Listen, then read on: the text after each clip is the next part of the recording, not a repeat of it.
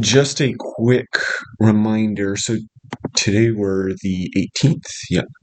So as of yesterday, I don't know if you got an email about this. Maybe you did, and I'm just repeating it. The course evaluation should be live for this. Yeah, I received it. Okay, you received it? Good. I only mention it not because I'm worried or anything like that. I need basically everyone to do it. And it's a question of proportion. So last semester I told people to do it, and 4 people out of like the 25 students who were signed up actually did, which is at first I didn't think was a problem. Hi. At first I didn't think was a problem, but it actually made it so that the report couldn't be generated because there wasn't a high enough proportion of students who actually evaluated the class. And it is something that, whether it's positive or negative, has an impact, right? It not only gives me feedback as to what I can do differently or better or anything like that, but it does change future contracts or anything like that, and just meetings that I would have with admin. So I think it'll be up until the end of the semester, so there's no rush for you to actually do it now. But whenever you have a chance, I do encourage you to do the course evaluation. It does have some kind of material effect. Just had a question, because there was once teacher that the course evaluation just never came out. Is that normal? I think that's which teacher was this? Out of curiosity, it was Salma. I don't know, Barachid. Oh, okay. Yeah, she. It was last year. The initiation, not the first British literature. Yeah, about medieval literature, Renaissance. 1960s to 60s. Yeah, exactly. Yeah. Ah, she teaches Shakespeare. Yeah. This semester she does, but I had her. I think it was last fall. Yeah. Last year. She should have had an evaluation. It never came out. We were all very confused. Yeah, from what I've understood, unless I'm mistaken, from what I understood, for lecturers or like PhD candidates and everything who do teach classes, people who are not permanent, there's some every semester that they teach. And again, I might be wrong about this, but that's the impression that I have. And it's only when you're like a full professor that I think it's every year or something like that. It's or every 2 semesters, I guess, that you teach. Okay. I might be wrong again on this, but I think that's the gist of it. So she should have been evaluated, as far as I know. Yeah, because I thought she was a PhD student. So. Yeah, no, she is. Okay. Yeah. I can confirm that she is. Okay. It was just confusing for a while because me and my family were like, oh, we would like to do the evaluation. It just never came. So we were like, oh, okay. Yeah. Did you enjoy that class? I dropped it. Should I stop? Well, honestly, no, I didn't, but it was because I think it was one of the first classes she taught, and it was rough on the edges. You know, she was always sitting down. There was maybe we were in the same class. I think the first class she just read tables. Yeah. Oh. And that's rough no matter who you are. Well, for me, it was more the reaction she had to the midterms. Kind of scared me. Oh, I didn't make it that far. Okay, because she kind of screamed at us for 45 minutes. It was rough. But, it's such a loss of credibility at the first day of class where she was like, I don't really know much about this. My specialty is romantic. Yeah. I was like, okay. But this is some kind of a strategy, I think. Maybe. Yeah. Could be a strategy. Sure. You set the bar super low, like that. Anything that you do better is. Yeah, of course. Yeah. She's really good. Yeah. That's my. Why do you think I do such self-deprecating jokes all the time? It's just so you have like super low expectations of me. Yeah, exactly. Don't. No, because I had to because I had a credit transfer issue. I had taken that class at Concordia. And I had the complete opposite. It was this 7-year-old teacher who spent his whole life learning about the early. We're week 10. Yeah. Wow. So technically there's 5 weeks left? 3. Yeah, that's why I was like, that makes no sense. Yeah. It's just it's 3 classes plus I give you 2 weeks. 3 more classes after this plus 2 weeks for your final. Yeah. Which we really appreciate. Yeah. Yeah. December 23rd. Yeah. Yeah, you weren't there. I don't know if you heard on the recording. It's the same thing as last semester, if you remember. It's fine if you want to ask for an extension or anything like that. Obviously within reason, just because I think the deadline for me to give in the grades is like January 5th or something like that. So if you do need an extension, it'll be like a few days or something like that, just so I can actually give in my grades and all. But just don't hesitate.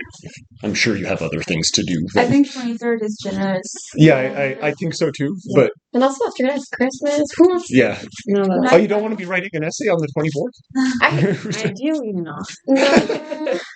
But if I have to. If you want to lock yourself in your room and not see room. Oh yeah. Oh, I Yeah. cannot. We are not that kind of family. Okay, so yeah, I think that's all I wanted to mention. Was there any other questions, either about the evaluation or anything else that's coming up for the semester? Cool. So as usual, unless you have an objection to it, I'm just going to start with your presentation, Alicia. No, that's fine. I was talking about the text anyway. Yeah.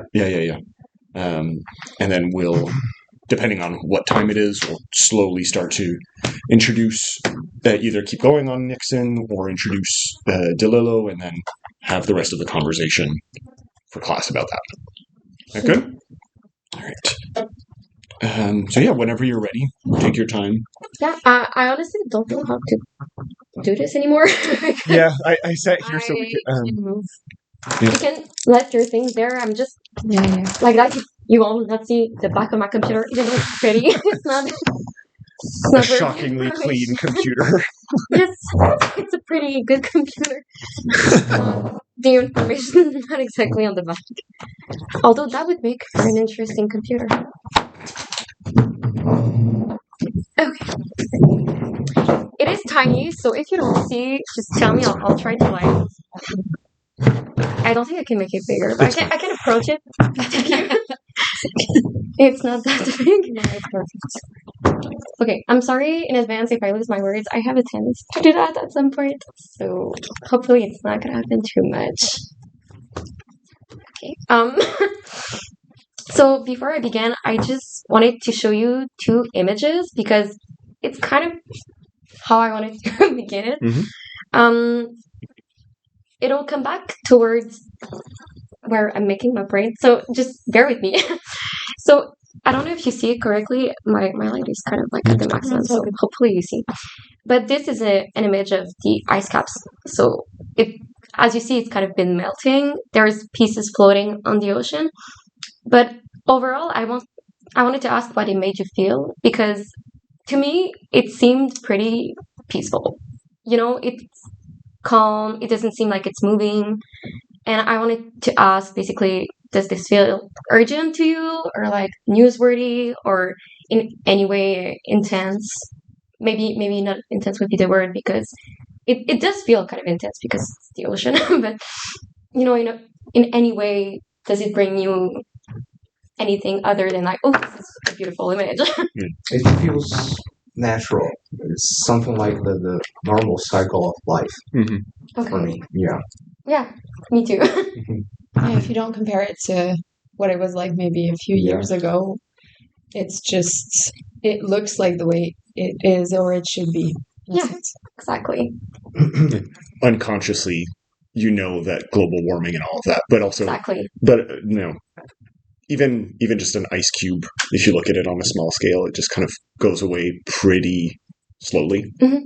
I'm guessing that's where you're going with it, so I don't want to Exactly. steal your thunder necessarily, but Exactly. it kind of disappears slowly, and you get this warped sense of reality with it. Yeah. Yeah, because it just kind of looks unmoving, even though we know it's not unmoving. Okay, so just wanted you to keep that image in mind. I don't know if okay, good. What about this one? Because as you see, this is totally different. Does this feel, I don't know, more intense, more spectacular in a way? The kind of thing you would actually see? Definitely. Kind of often on the news? If it looks like something that needs like human action to Exactly. like fix it right away or as soon as we can. that kind of urges some actions, as you said, Yeah. and it's kind of feels like, oh, we gotta do something. Whatever we have to do, we have to do You can't faster. you can't leave it like that. kind of Yeah. thing. Yeah, It needs attention, right? absolutely. What jumps out to me is the color difference. I know that's like not in. I don't know if it's intended or not, but Sure. yeah, sure. We'll say yes. Sure, because I wanted them to be completely different, so the No, no, color difference is... but I mean in the sense of I don't know if that's just a human impulse that we have of seeing something red and flashy like that, and you have a tendency to react a little bit more to it in Yeah. nature, or just as a survival mechanism versus something kind of cool and blue. When I look at the sky or whatever, I don't necessarily have as visceral a reaction, for example. But I don't know. That's what to say something different than was already said. That's what jumps out to me. Actually, you see the difference between a professor and we are trying to do something different here, right? But I wanted those reactions, so it was perfectly on point. Uh-huh. Did you have something to add, or I was gonna make a not funny joke. Please do it. please? Yeah. I mean, it'll make me relax. I was gonna say it reminds me of home. Oh, Oh, Tuesday morning, ladies and gentlemen, let's go. oh! I was not waiting for that, but Oh, Super Bowl. but yeah, it is a That's the city. first thing that comes to mind when I say So yeah, it is a city who, well, clearly had an explosion of some kind. Where is it, by the way? Yeah, I have no idea. Honestly, I just took 2 pictures that I wanted yeah. to talk about on the internet. I did not. I was honestly guessing maybe Dubai or any kind of. No, that's not Dubai. It's too. It's too low. It's not modern enough No. to be Dubai. But I was gonna say like any kind of city in the world. It could be anything really. But It might just, have been Beirut it's recently. definitely an Arab city. Yeah, honestly, it was more of the explosion. sure. But yeah, the fact that one is more natural and the other is man-made does changes the way we see things. So we'll get back to those images in a little while. So keep that in mind. But for now, I'm going to talk about Rob Nixon, who's the author of the text we were supposed to read. I don't know if you guys read it. Oh, Yeah. Uh-huh. okay. I mean, I know for you, Patrick, you read it, but for the others. So he is the author of Slow Violence and Environmentalism of the Poor, the text we were supposed to read. So I'm just going to have a little background about him because he's actually really interesting. He was born in 1954 and grew up in South Africa. That's really important. So let's go back to that in a little while. He then lived in England in the US where he did his MA and PhD. I think it was for his MA at University of Iowa and for his PhD at Columbia, which is kind of really renowned. And he now teaches nonfiction and environmental studies at Princeton University. I think he teaches other classes, probably postmodernism, and other classes. Pretty sure he knows a lot, so he probably teaches more than those 2 classes. And I think to this day he wrote 4 books, with the one we read the introduction of is the most recent. And this book was nominated and I think won for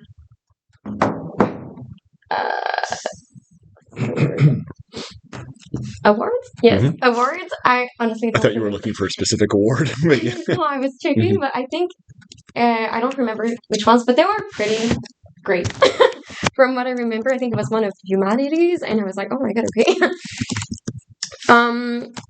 Okay, so he passed a long moment of his life thinking about environmental concerns and social movements because of where he grew up in South Africa during, I don't know if you know, the apartheid, which is a huge segregation movement that happened in South Africa during way too long years in the 90s. I think it ended in 1980 or later. Yeah. So it got really long there. Anyway. So yeah, he started out basically as an activist writing to work out and overthrow the apartheid. So that was a huge background for why he wanted to write about social movements and environmental studies. When you grow up in a country such as South Africa, you really notice the difference between South Africa and England and US, where he lived for long years after. Because South Africa is what we consider a country in the global south, which I don't know if you guys know exactly what that is. It's just countries beneath the equatorial line and the global north. So he must have really been just distressed when he saw, oh my god, this is what's happening in this country. And then he went to England, and America, and was like, those countries do not have the same problems. I gotta move. Yeah, Might have thought, right? exactly.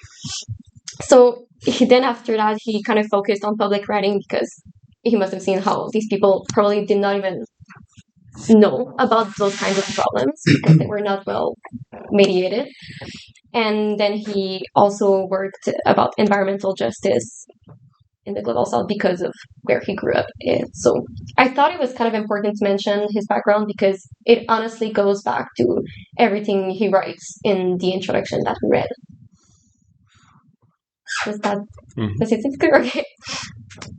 So we'll pass to the text we need to read. I did not read the whole book. It's a long book. Yes, it's a long book. I checked. It's more than 200 pages.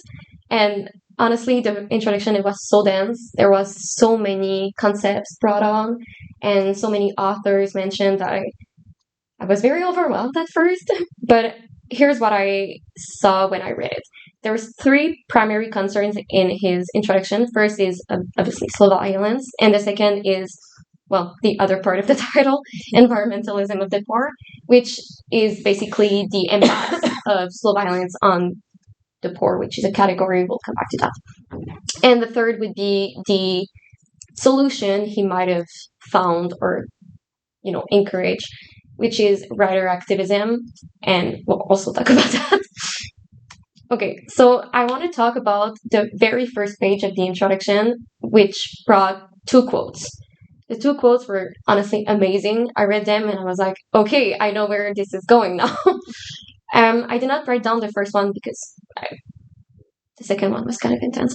But the first one really talked about globalization, and how globalization sounds like a good thing because it's how we communicated, between countries. It's how we do cultural exchange, import, export.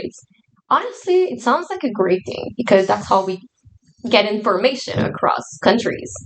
But what the quote said was that even though it is a good thing for some countries, it also does basically keep others in the dark, because there's always going to be countries that speak louder, or that have more capacities to keep getting information across, and not exactly take information from some other countries because maybe they don't want to, or they do notice it, but they're like, oh, it's not that important. So they kind of forget it. And that's where comes the second quotes. That is from, I think it's Lawrence Summers, who was the president of World Bank. Okay, so let's take into place that this guy was in a position of power. And it was in 1991, so it's not that long ago, maybe 30 years, 35 years. My maths are not okay. No, 35.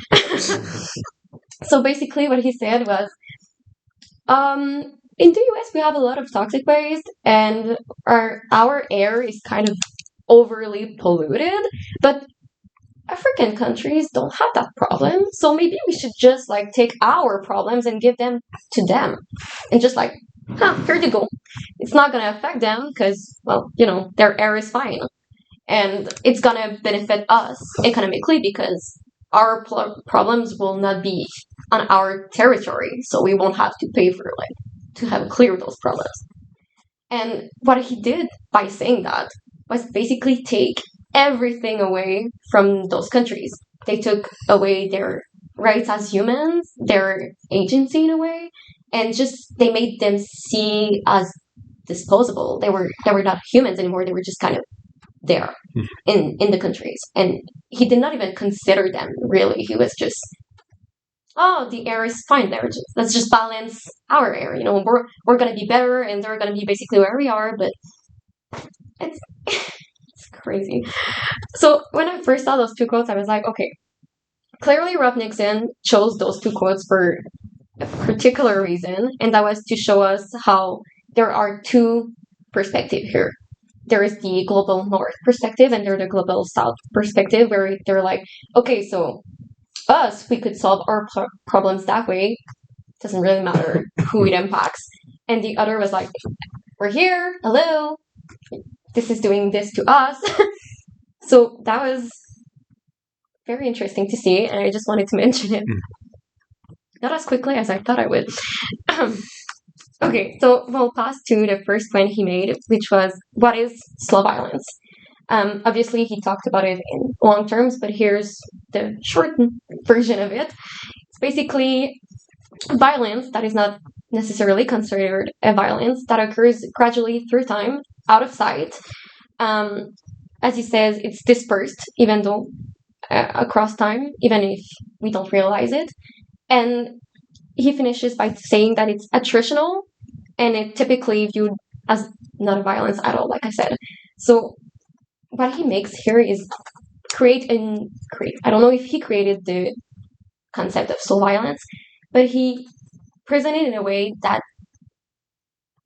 just take the idea that violence is not necessarily something we see. It can be very slow, very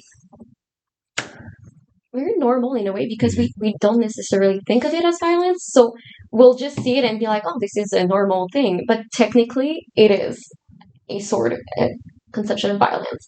So he really wanted to present this and passed a long time talking about it. And his examples were basically, like we said, climate change, deforestation, the impacts of wars after, any kind of toxicity in the air. Honestly, it could be anything, chemical dumps, anything really. And that was really important to talk about because slow violence affects everyone really, but we don't realize it because we don't consider it violence. Are we still with me? Yeah. Any questions yet? No? No, it's really good. Okay. So, to answer your question, he did coin that term. Okay, good. Oh, that's super nice, actually. We can talk about it a little bit later, but yes, that's where the term okay, because I heard it before and I wasn't sure if he brought it up first, but okay, so he brought it. And then he passes to slow violence and structural violence, which is a sort of slow violence, because slow violence is kind of the umbrella term that I would say. It's very large, and he says that it's more temporal, so that's why he passes to structural violence as a term, because with the help of Galdung, another author/scientific person, he says a lot. So it's one of the person he mentioned, and that person wanted to widen the field of what constitutes violence too, and that's why he agreed and began to talk about structural violence, which is something that affects more society and humans, because structural, it's more how we live in society than slow violence, who's everything really. So that's structural violence. There's some examples that I give here. We could see it in a neoliberal order of austerity measures that he says, structural adjustments, rampant deregulation, corporate mega mergers. So, big pharmaceutical company who's like, oh, we're going to be together now. That kind of stuff. And the easiest way of showing structural violence to me was the last example he gave, which is the widening gulf between the poor and the rich. The rich getting richer, the poor getting poorer. That is considered structural violence. And that specific violence is unseen too, because it's part of our structural society. I'm going to give capitalism right now as the structure we have because, well, we're in America, so it's basically what we have. And basically, we won't notice the rich getting richer necessarily with our eyes. We'll notice it in a way because we feel it with the prices going up, inflation and everything. And that's just the way things are. So we don't necessarily see it as a violence, but in a way it does keep getting unjust because we don't have the same necessarily rights as the rich, or we just can't do the same things as they do. So that's kind of violence too. And that's where he brought up that structural violence is more quiet and static than slow violence, who's temporal, like I said. So that's why he wanted to kind of separate the two, because even though they're both slow violence, the structural violence is different in the way that it will be felt by humans. Because slow violence, he will use more like deforestation and natural terms, and structural violence will be more, this is how we live and we don't realize it. Oh, okay, yeah. Any questions yet? So far, so good. Perfect. Okay, so we'll pass to environmentalism of the poor, which is, like I said, basically the impact of slow violence on a specific category of people, the poor. Here he described them as a category with infinite possibilities of change, because as long as there's fracture between the lines of ethnicity, like problem, not really problems, but more like incomprehension with gender, race, class, region being the countries, religion, and even generational incomprehensions. That's where the poor enter the category, because these are the people that the world will consider as different, so unseen in a way. So, like I said, those people, the poor, are basically the principal casualties of what we know of slow violence, mostly because they lack resources in society. We don't give them the tools or anything to help them be seen. So they keep being unseen because of who they are or where they live or whatever. And because they're unseen, we don't talk about what happens to them. So not only do we don't really notice them, but we don't talk about what happens to them because of why we don't see them. So it's kind of a vicious circle. And this is where we entered the Lawrence Summers, President World Bank, where he says, basically, these people are disposable because we don't even notice that they're there. So this is why they're basically the people that live slow violence, because we don't even notice that they do. Okay? Yep. Okay. Sometimes I just leave and I'm like, okay, am I still there?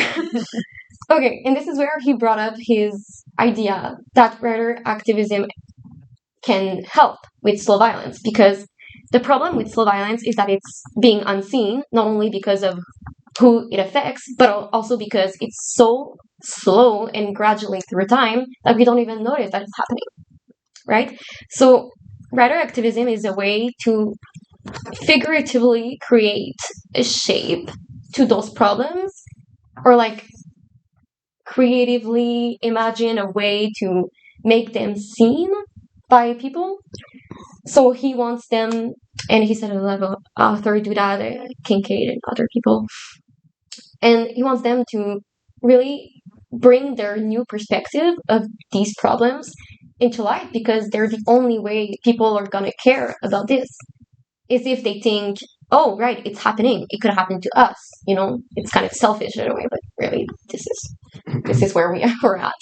And he said that basically right now there's a problem because those problems are already happening to many countries, really, but there's a media bias right now, as you've seen. Well, we're literally coming back to the first pictures I show you, the first one being natural and kind of beautiful, and we know it's a problem because it's climate change, but we don't feel a sense of urgency to do anything about it, right? Because we're like, oh, right, that's happening, and we're just kind of stuck there in our thinking. So exactly.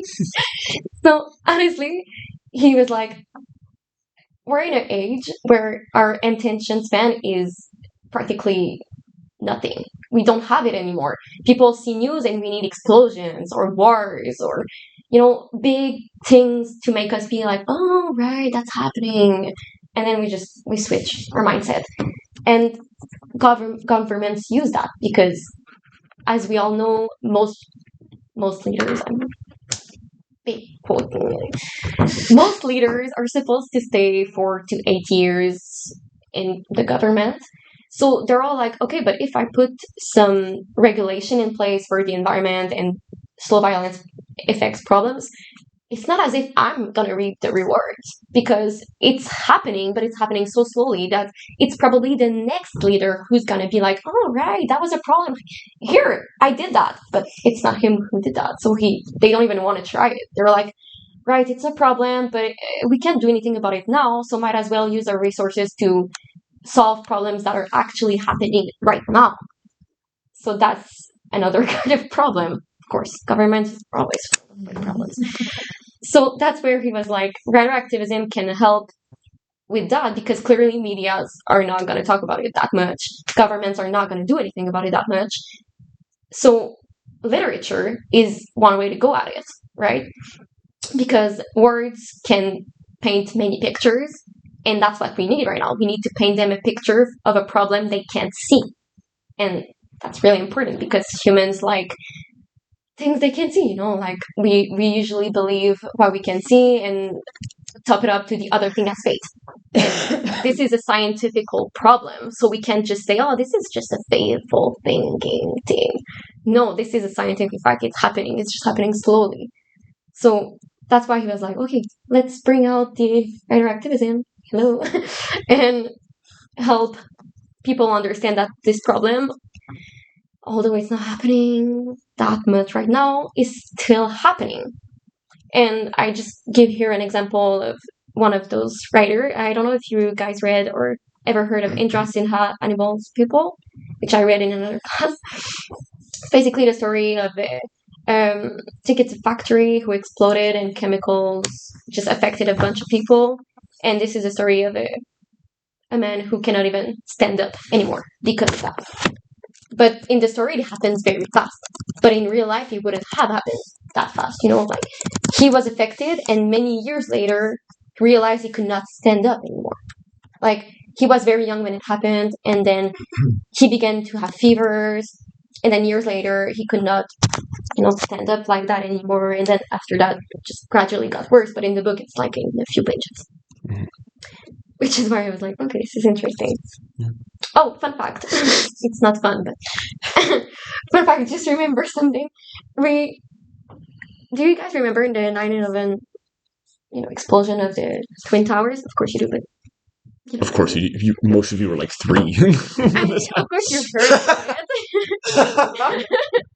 you guys have heard about it, so... Yeah. Well, that problem is part of the problem of why there's the media bias right now, because it created this image in our head that a problem is like that. Explosion, things happening, things falling down, people dying. And it just was like, oh, okay, that's the thing we're supposed to be fighting right now. Those emergency that happens out of the place, out of moment, just right now. But it's not just that. Okay, I don't know if there's other things after that. Yeah, I wanted to talk about the text a little bit, but I don't know if I still have time. You've been talking for about 20 minutes at this point, which is fine. Like, again, it's a really good presentation. Don't worry about it. Was this the last thing you wanted to talk about? Yeah, because I just wanted to give an example, basically. Sure. Finish it off, and it'll give us a good segue into the text. Okay. Yeah. Anyway, I don't have a lot of information about him. I just wrote basically that he wanted to portray society as both overly comfortable and intellectual, or / spiritually empty. That author really saw how, because he's American, saw how Americans grew continually lazy in the way they saw things and the way they were trying to do stuff about things. They were just like, oh, right. And they kind of stopped to doing whatever they were doing before to help others. And we're not going to go into that. That's a whole other thing. It is. Hold on to that thought. Hold on to that when I'm not doing this. And I wanted to give just a little background because I wanted to talk about, that's unnecessarily, about a tiny example that I gave about slow violence because, like I said, interesting how he gives slow violence but really fast. And that's what he does, DeLillo, in his part of the text we read. As you can see, it doesn't even take 3 pages, and he changes the name of the problem 3 times. He says at first it's a feathery plume, and then he says, oh, it's a black billowing cloud, And then for final talk, he says, "Oh, it's finally the Airborne toxic event." But when we realized that took 3 pages. It was really fast, not even a few hours in the lives of the characters. But in real life, it would never have been the same day. That's how they just tried to show it. This is a slow violence thing, but we're not going to do that to you in the book. So just giving you really fastly. So that's just kind of, cross-reference the fast pace of our lives and the slow violence ideal. Because I kind of wanted to show you that slow violence.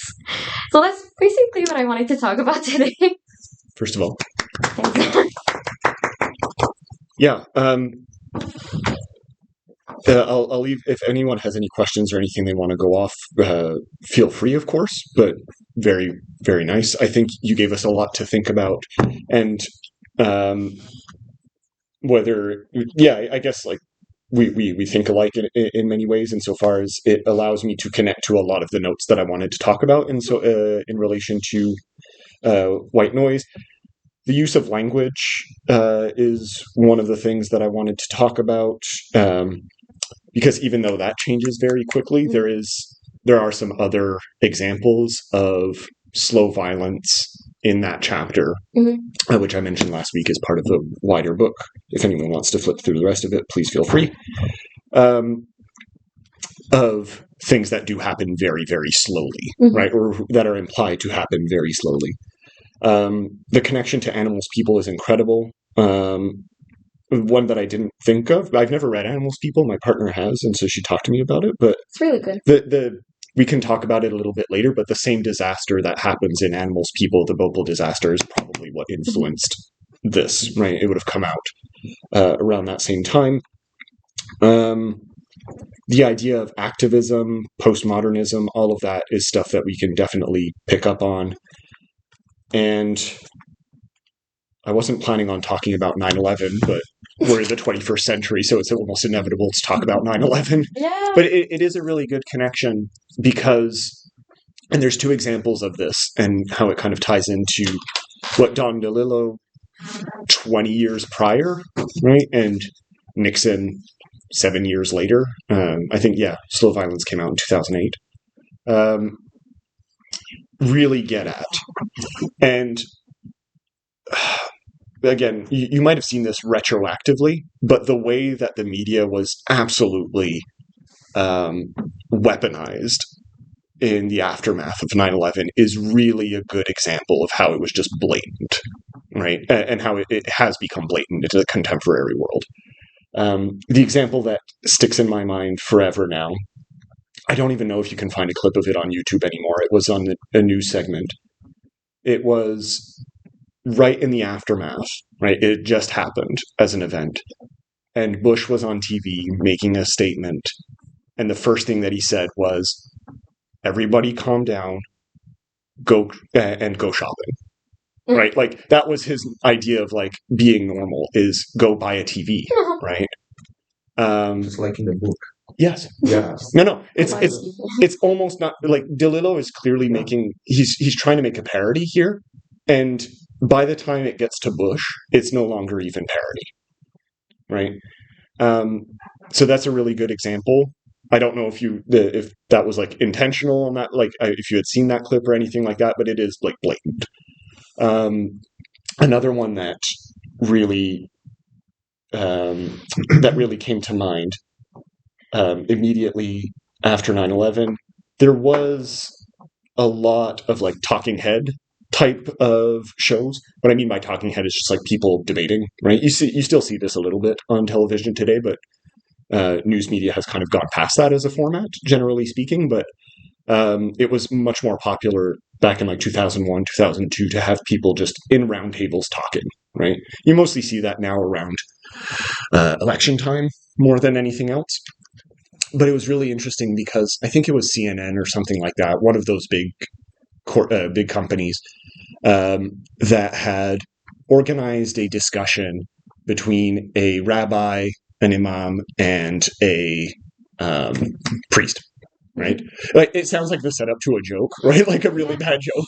An imam, a priest, and a rabbi walk into a newsroom. But You know what I'm referring to, right? And it sounds funny at first, but it ends in a really awful twist where while they were talking and all of these people were actually saying like, no, we should not go to war because this is something that is going to escalate way faster than actually needs to, right? And we should advocate for some kind of peace.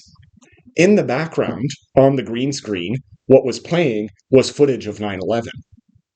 And so blatantly on the screen, you had this disconnect between people who were advocating for peace and a reminder in the background of the tragedy that had just happened. Mm-hmm. Right?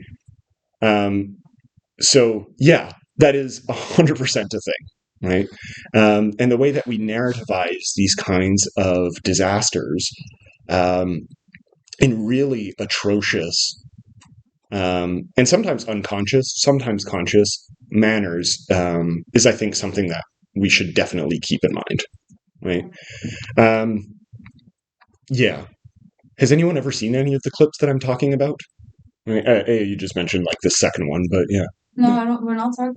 Okay, you were thinking of the second one. Okay, well, I'm sure. Yeah, I'm sure there's plenty of other examples that you can find from the BBC. Like these are two examples that I'm broadly remembering, but the 100 years of news media has probably generated enough examples to last a lifetime. I was talking about where like that BBC correspondent, like he announced like the collapse of the World Trade Center 20 minutes before it happened. Oh my god! If you need more proof of inside job. Wow.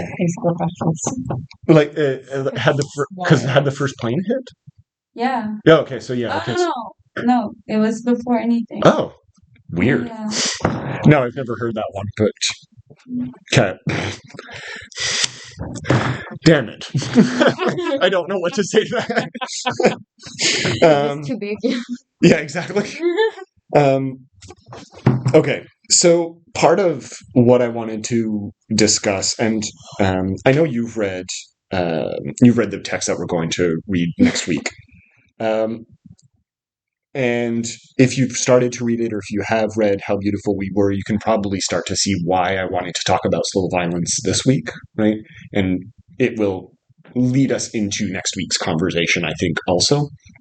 The major focus that I wanted to do today was on the level of language and the level of narrativization of slow violence, right? Kind of what you were bringing up, Alicia. And that's not to say that we can't talk about it this week, but next week I was planning on talking a little bit more about the way that it actually plays out, right? The lived experiences of people in the context of How Beautiful We Were. It's in West Africa, but how people directly on those in those environments are living such experiences and narrating such experiences. Right? So that's kind of how I wanted to distinguish those two classes. As usual, there's probably going to be some overlap somewhere, but that's kind of how I broadly organized it in my mind. Before I go on, does anyone have anything that they wanted to add on to or mention about Alicia's presentation, things that were maybe not clear, or maybe they wanted to just addend or anything like that, or questions in general? Do you really think the right activism is supposed to beat the regular media we have today in order to fix these problems, or at least drive our attention to these problems there? I would like to think that it would help to, make the problem a little bit clearer, because I do know that media is very powerful in itself, and it's an era more of media than books, sadly. So I do think that media cannot be, entirely just beat it down with literature. But if it's big enough, it can be talked about on TV too. Interviews with the author, talk about the books, conferences. I feel like there could be a way to make it be on the TV or TikTok. There are like crossovers between like the regular media and more like literate content, or I'm thinking it's a really weird example of Dua Lipa's book club on YouTube. That's a thing. Yeah, That's incredible. I think it's called Service 95. That does And not surprise me. What? We just read with Professor Harding, Drive Your Plow Over the Bones of the Dead, from Olga Tokarczuk, and she literally invites Tokarczuk and interviews her, so it like makes accessible to a younger audience or a more like popular culture audience. Some like works of fiction and some ways in which those issues are reimagined. Yes, in a way. So I guess that answered the question. It's actually really interesting. I'm sure, but if you had told me to name a pop star that was running a book club, that gets 71,000 views in 2 weeks, I would have guessed Dua Lipa in my life. Me neither. No, it's good. Is it? Wow, that's awesome. But it's good to know. See, she uses like her popularity and her like to interview those like important authors, which I find interesting. It is interesting. Part of me is, and I believe you that it's a really good interview thing. I am going to listen to it just out of sheer morbid curiosity at some point, because I have nothing better to do with my life, obviously. But part of me can't help but take the cynical kind of postmodern view of it, and we can talk about what postmodernism is because you brought it up as a concept, and I think it's worth unpacking a little bit.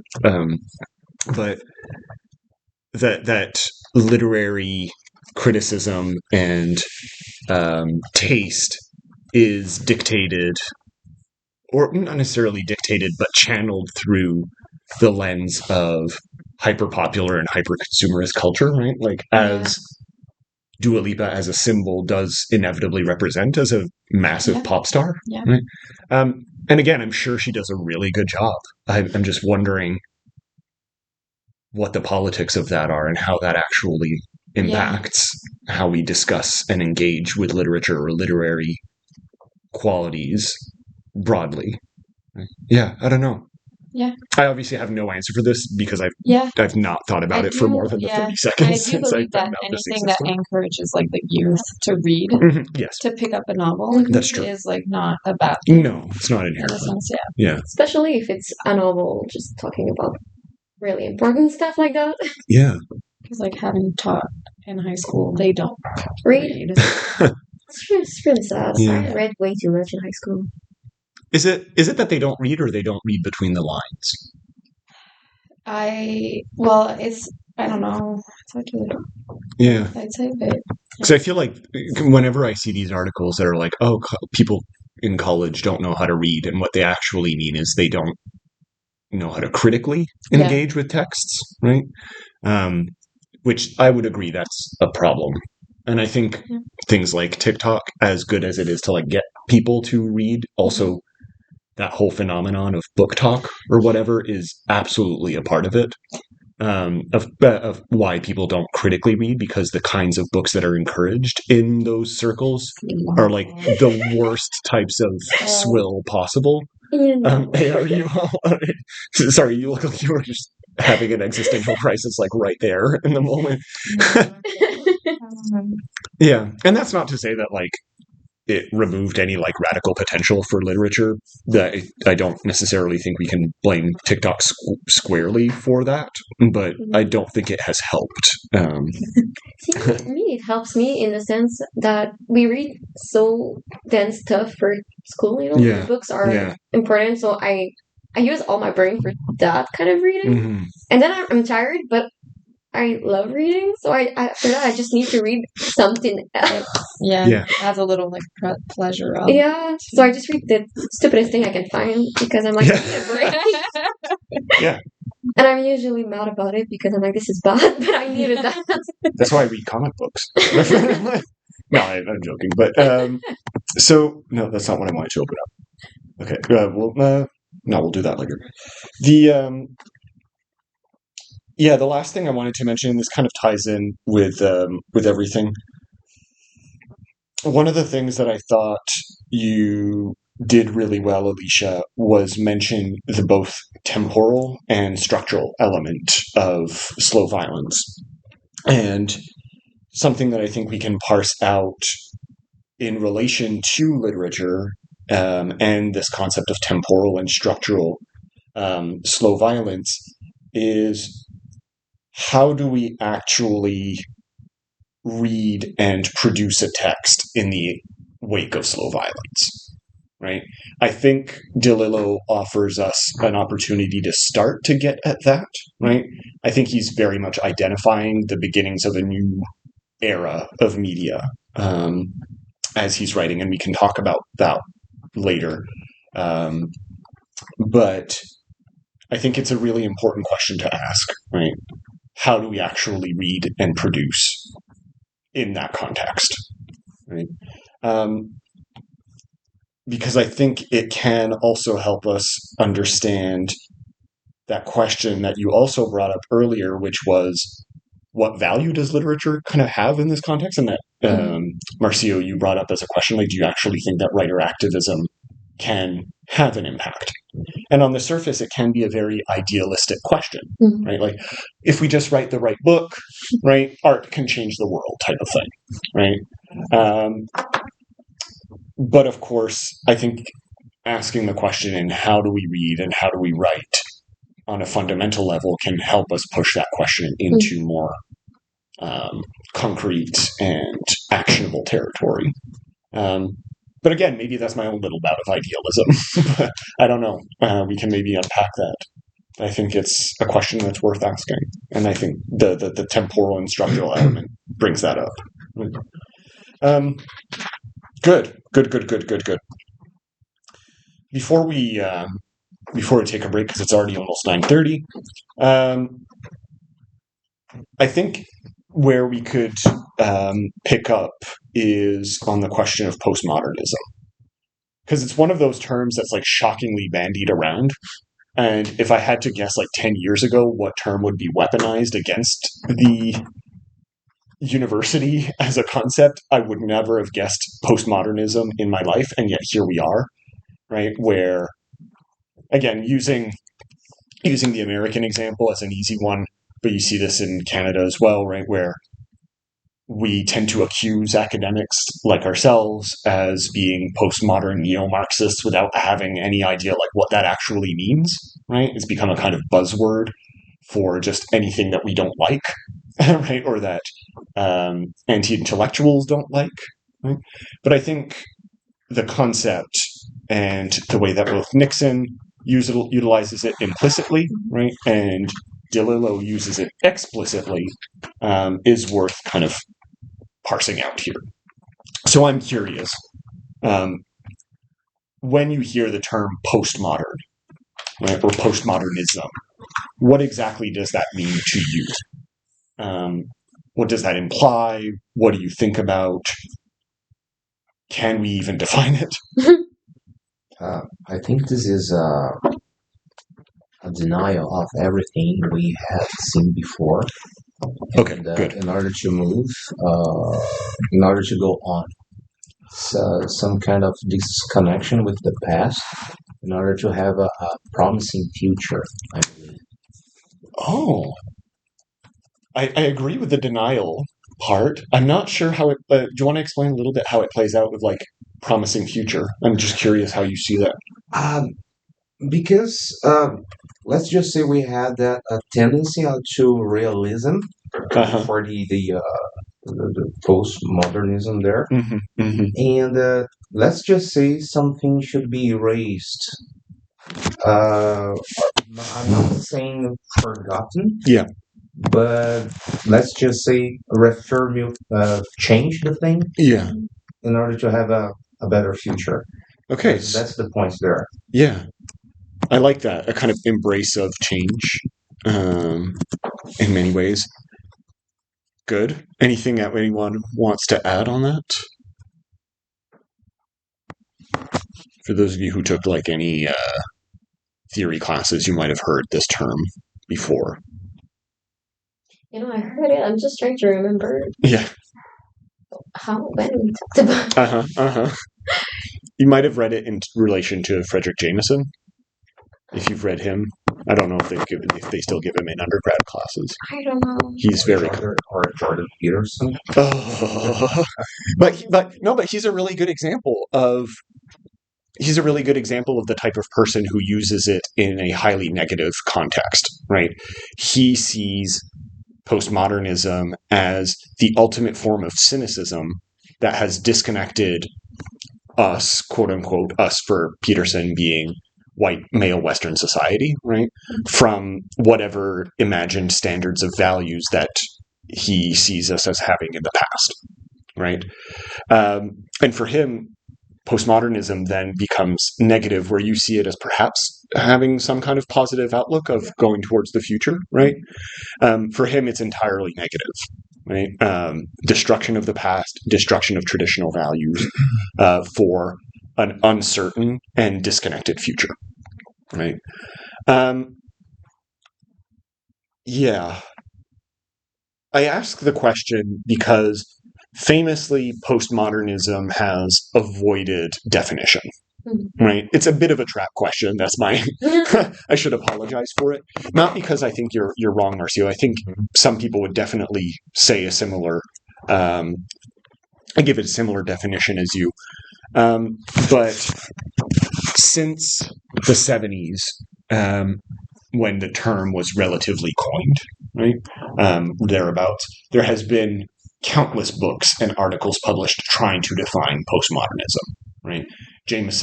Frederick Jameson wrote one in 1980 something, right around the time that actually this book came out, right?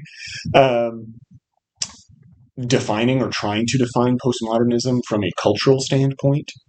And his definition does get rather close to what, Marcio, you were alluding to, right? Where if you compare postmodernism to modernism had some kind of tie to the real world, right? And it was very critical of the real world and therefore very radical, right? Or it had the potential to be radical, right? Postmodernism denies or eschews any attempt to be connected to the real world, right? And that's its promise in many ways. It's like, because you've disconnected, right, you can go into so many new directions, right, where you're not tied to a specific history. You're not tied to a specific, even present, right? And he does refer to it as like a depthless present at some point in that book, where the possibilities are infinite, right, for postmodern art, at least as far as Jameson is concerned. The great irony that he points to, however, is that it never actually accomplished that, right? And in many ways, while I hate the man and his ideas, Peterson is technically correct, right? Insofar as what has often led in the aftermath of postmodernism is a feeling of disconnection, right? He just sees it as not having any kind of possibility for redemption, and he's using it for like very nefarious schemes. No, but I think so. Well, at least that can be a whole debate. But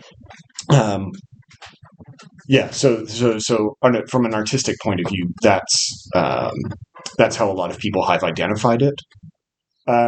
Some people have made political arguments for what postmodernism is, which is to say, taking that disconnection, but feeling like we don't have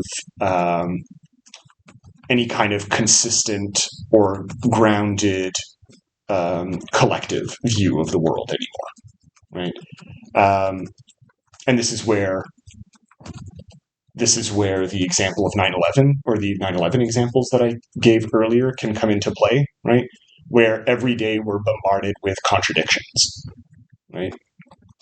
Where we're simultaneously preaching peace and war at the same time, right? And that those disconnections are an inherent and contradictions are an inherent part of the world that we live in, and therefore nobody lives the same reality, right? You can be in a room with someone that, without necessarily over-exaggerating the point, has a completely different perspective of the world than you, and that is completely normal to them or to you, right? Depending on which perspective you want to take. And again, some people can see a very interesting potential in this kind of postmodernism, right? It offers infinite possibilities, like I said, but when you don't actually harness it or use it towards any kind of collective action, for a lot of people, it just becomes nothing, right? Which, of course, is a paradox and a contradiction, which is a very postmodernist thing to say, right? The really good example that I can give in a literary context is, Jacques Derrida, right? I've mentioned him a few times in class before, and I'm sure you've heard the name. I know you've heard the name.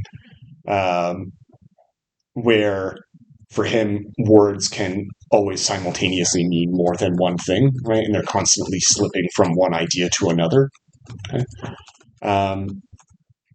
And it makes it so that any consistent interpretation of a text can almost never be had, right? And he's not seeing this as a negative, by the way, right? For Derrida, that's the power of literature. Okay, but I think we can see on a social level how this can be perhaps problematic as far as like creating a cohesive society in any kind of way, or a less divided society, to use a more contemporary way of framing it.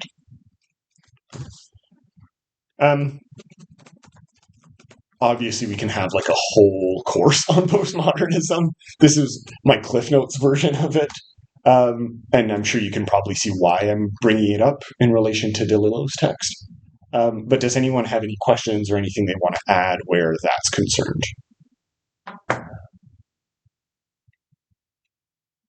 Okay. Well, then we'll take that.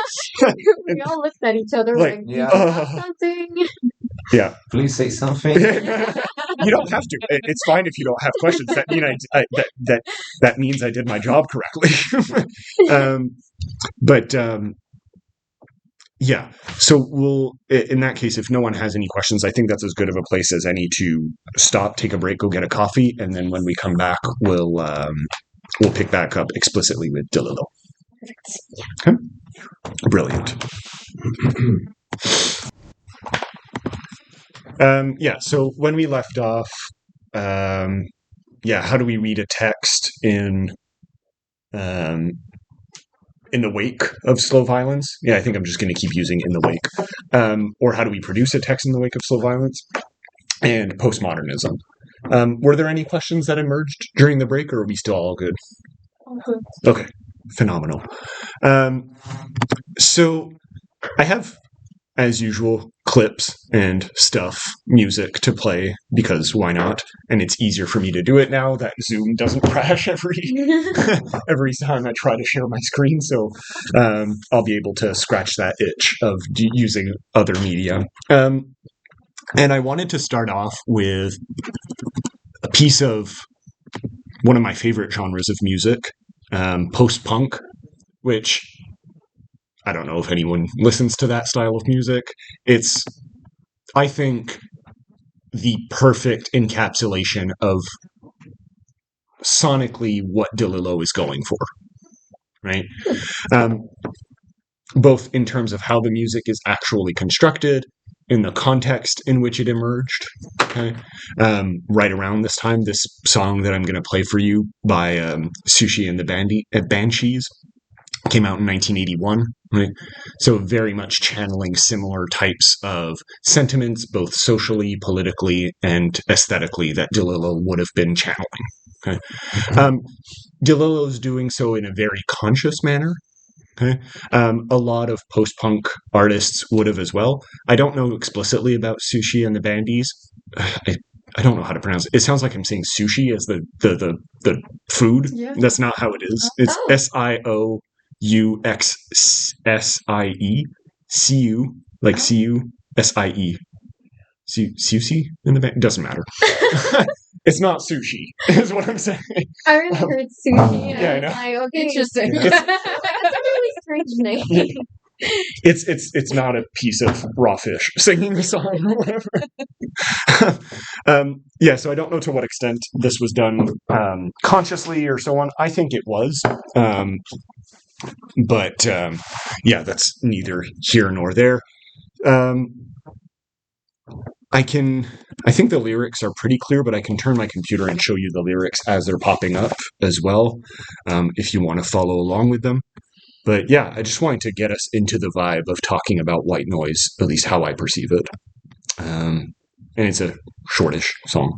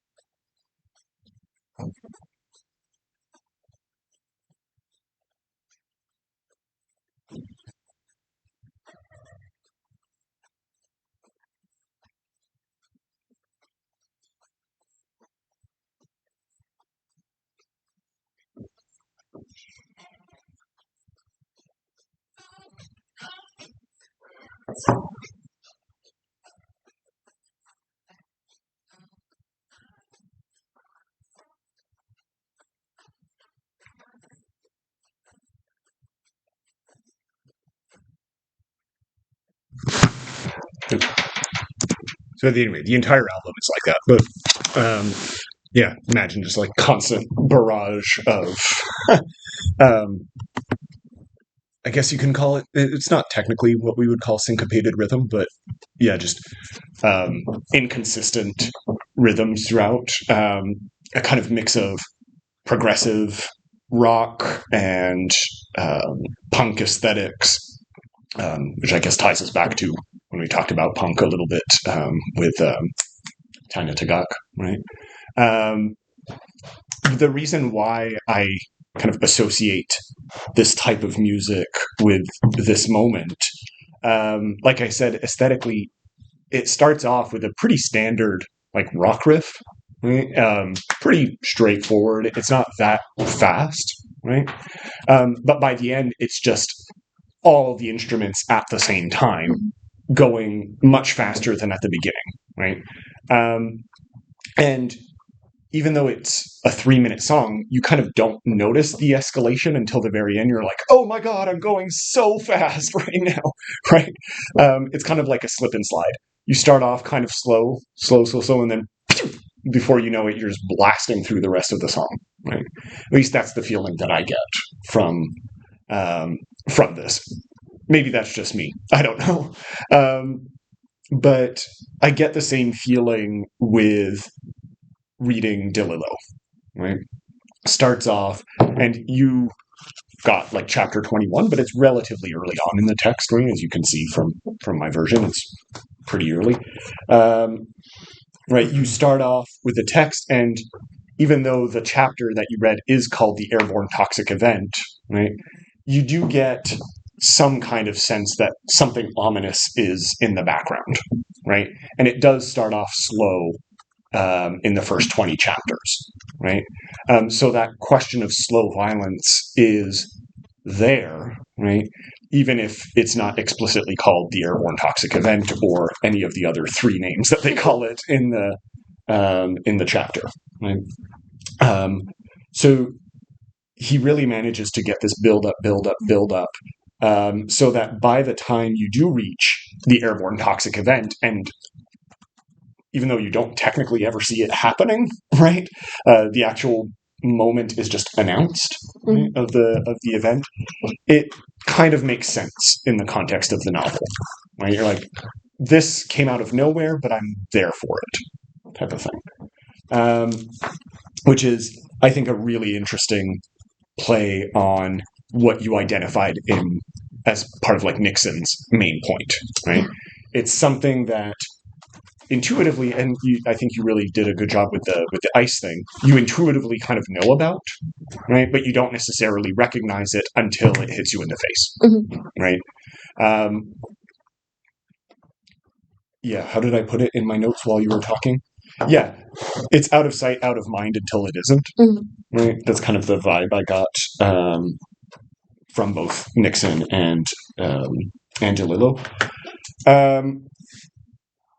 The other thing that I wanted to relate this song to, okay, and why I think of it, a lot of this type of music in the 80s, and especially post-punk, you didn't see this as much with similar musical styles of the time, like just straight up pop, for example. Right, this is the same year that like Cyndi Lauper's "Girls Just Want to Have Fun" would have come out, right? Right, but and again, I love that song. I bang I think, yeah, right. It's a banger, but it's a very different sonic experience, right? The musical instruments are pretty standard, right? It's a normal 4/4 beat, and what you're mostly focusing on is Cyndi Lauper's voice, right? Whereas with the style of music that post-punk kind of embodies, you do recognize all of the different musical instruments happening at the same time, and it does technically form a cohesive whole.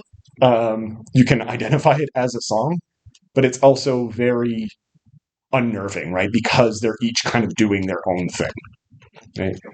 And even though you only read a section called the Airborne Toxic Event, I do think that this ties in with the wider title of the novel from which this is from, which is White Noise. Does anyone actually know what white noise is? Right? Like why we call it that and what it's meant to be? Like I'm sure you like the background noise. Yeah. What does it actually sound like? It's like a consistent kind of faraway vacuuming. Yeah, static, right? Some people call it that. But we have more colors in order to. Yeah, there's like brown noise or whatever. Yeah, yeah. Which is even more aggressive and abrasive somehow, right? But white noise is really interesting, and there's a reason why he called the novel this. The reason why we call it white. Why, like color?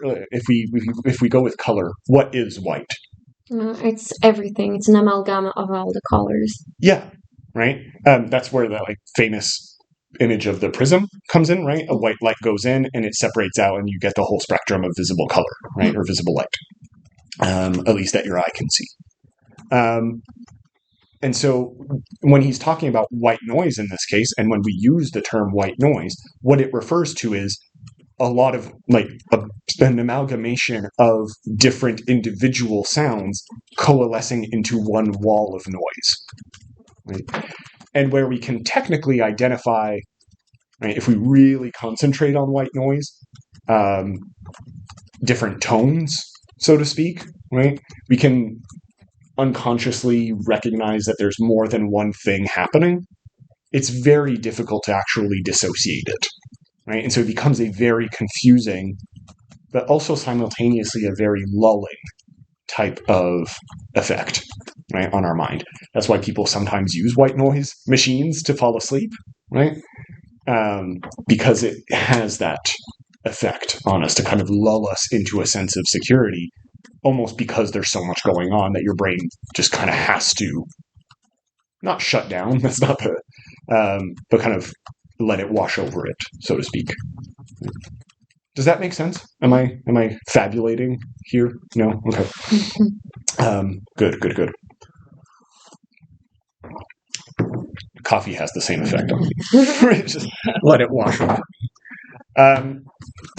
Okay. I encourage you to keep listening to post-punk. It's fantastic stuff. Very underrated. I think it's more punk than punk itself, so that's cool. Is it part of the Rad Girl movement? The what girl? Is it like the bands? Like, are they part of the Rad Girl movement? I have no idea what you're talking about. Yeah. What's the name of the band? Sushi and the Banshees. Hold on. Rad Girl movement? Riot Girl with like a lot of bars. It was like a punk movement, like a feminist punk movement. Recently? No, like in the 90s. Oh, okay. Oh, they might have been. But if it was in the 90s, yeah, they were a little bit before, right? Because post-punk kind of emerged in the late 70s, early 80s. And another reason why I wanted to bring it up, not just sonically here, but again, because it seems to be tapping into a very similar sentiment that DeLillo was identifying, right? A lot of post-punk was explicitly created in response to what you brought up in terms of Nixon, the neoliberalization of the world, right? So this is a term that's bandied around a lot, like postmodernism. When we say neoliberalism, do we actually know what I'm talking about here? Because I do think it is important, both for the planetary kind of general context and DeLillo's novel specifically. I'm not sure. Okay, but you have heard the term. Yeah. Right. It's everywhere. Right. Mm-hmm. I think it's kind of the way we see. It's like neo is like post to me. It's like the branch it did, like it went out. It might be more productive instead because post implies that there was a moment and then it was after. But neo. Usually, when we turn neoliberal or neo-colonial, as we'll establish next week, we refer to a renewal rather than an afterwards, which post would kind of imply. So it's like, we had that, but like, let's just redo that, but kind of differently. Yes, slightly differently. Differently, just a slight improvement. It depends how you understand radical. It can be radical in many ways, right? Not the fun type of radical, I would argue, but the radical insofar as it is an active change to the way that things were done, right? And when I say that post-punk was very much a response to this, it emerged, especially in Britain, in the UK, right around the time as the quintessential neoliberal figure was in power, none other than Maggie Thatcher, right? So if ever you need like a perfect example of what neoliberalism is, think Maggie Thatcher. I say Maggie as if I know the woman personally. Margaret Thatcher. Yeah, she was something, right? But we can talk about it. Like, why was she something? No, for real. Margaret Thatcher, Ronald Reagan, right? Here in Canada, we had what's his face? Shovel face. Shoot, Brian Mulroney, right? He was kind of our small-time equivalent of Ronald Reagan and Thatcher. But all of these people were very much channeling a specific feel. And that feel, I think, is really encapsulated by what you brought up in the introduction of the text with the Lawrence Summers quote. Right? The economic logic behind dumping a load of toxic waste in the lowest wage country is impeccable, and we should face up to that, blah, blah, blah. So Lawrence Summers, in a confidential World Bank memo on December 12th, 1991. What happened right around this time? Like, we're 2 weeks away from a major global shift in December 12th, 1991. The break of, oh my God, the Soviet Union? Yeah. So on December 25th, 1991, the Soviet Union falls apart. Right. Now, we've talked about this before in class very briefly, and this is not going to be like a whole discussion on whether or not the Soviet Union should have been dissolved. Like, it doesn't matter, right? Like, the point is, it was going away. Okay? And what this led to politically, in a lot of places, was an acceleration of what we call neoliberal, in the most basic sense of the term. For a long time, in the world, we at least had the illusion, if not the reality, that alternatives were possible, right? There was the American sphere, right? First world, the Soviet sphere, second world, and everything else, the third world. I mean, we talked about this last week, I think. No, 2 weeks ago. Last time we were actually in class, like 3 weeks ago.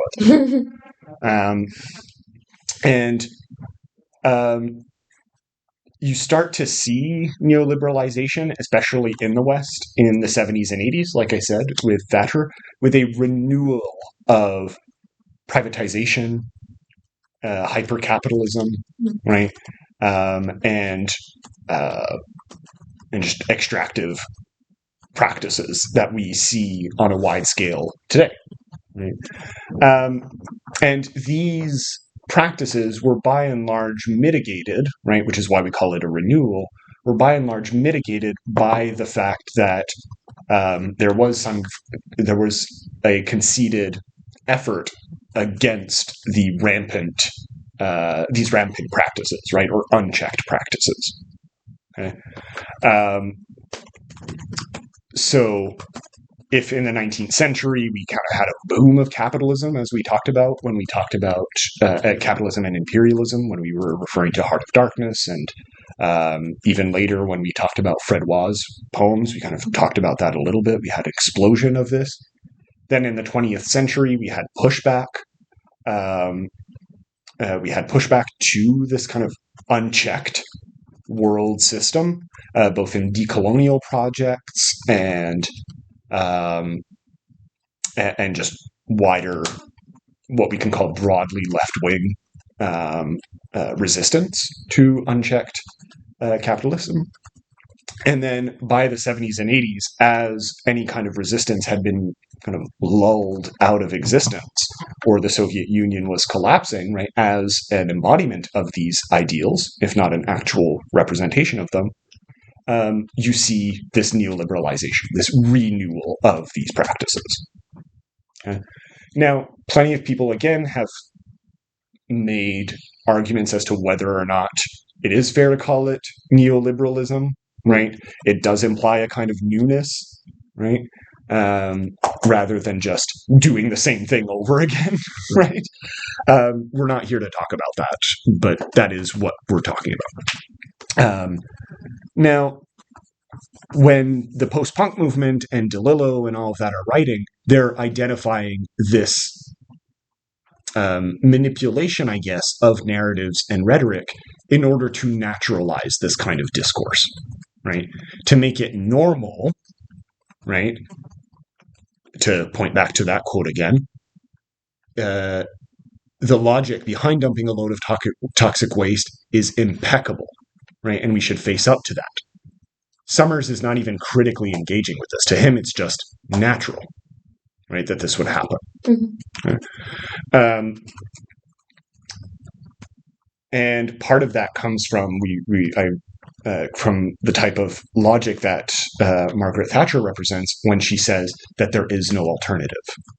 Right? You might have heard this famous quote before. She said it in like a speech in the 80s, like 82, I think, 83, something along those lines.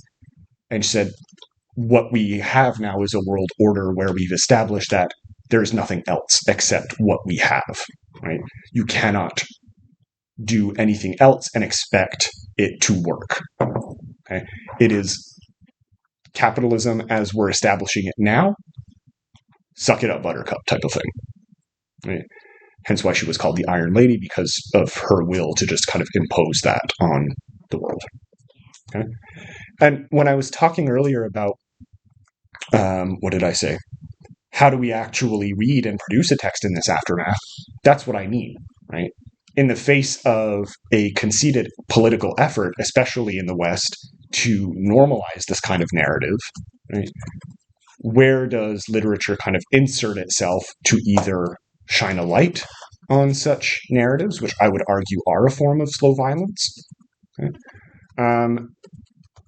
And how do we, as literary critics, engage with those texts as a way of thinking through, against, alongside, etc., those established narratives?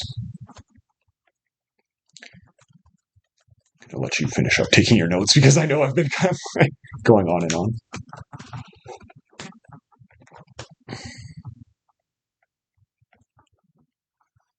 Does that track for everyone? Again, brief history, crash course history of neoliberalism. I managed to fit it back into literature. There we go.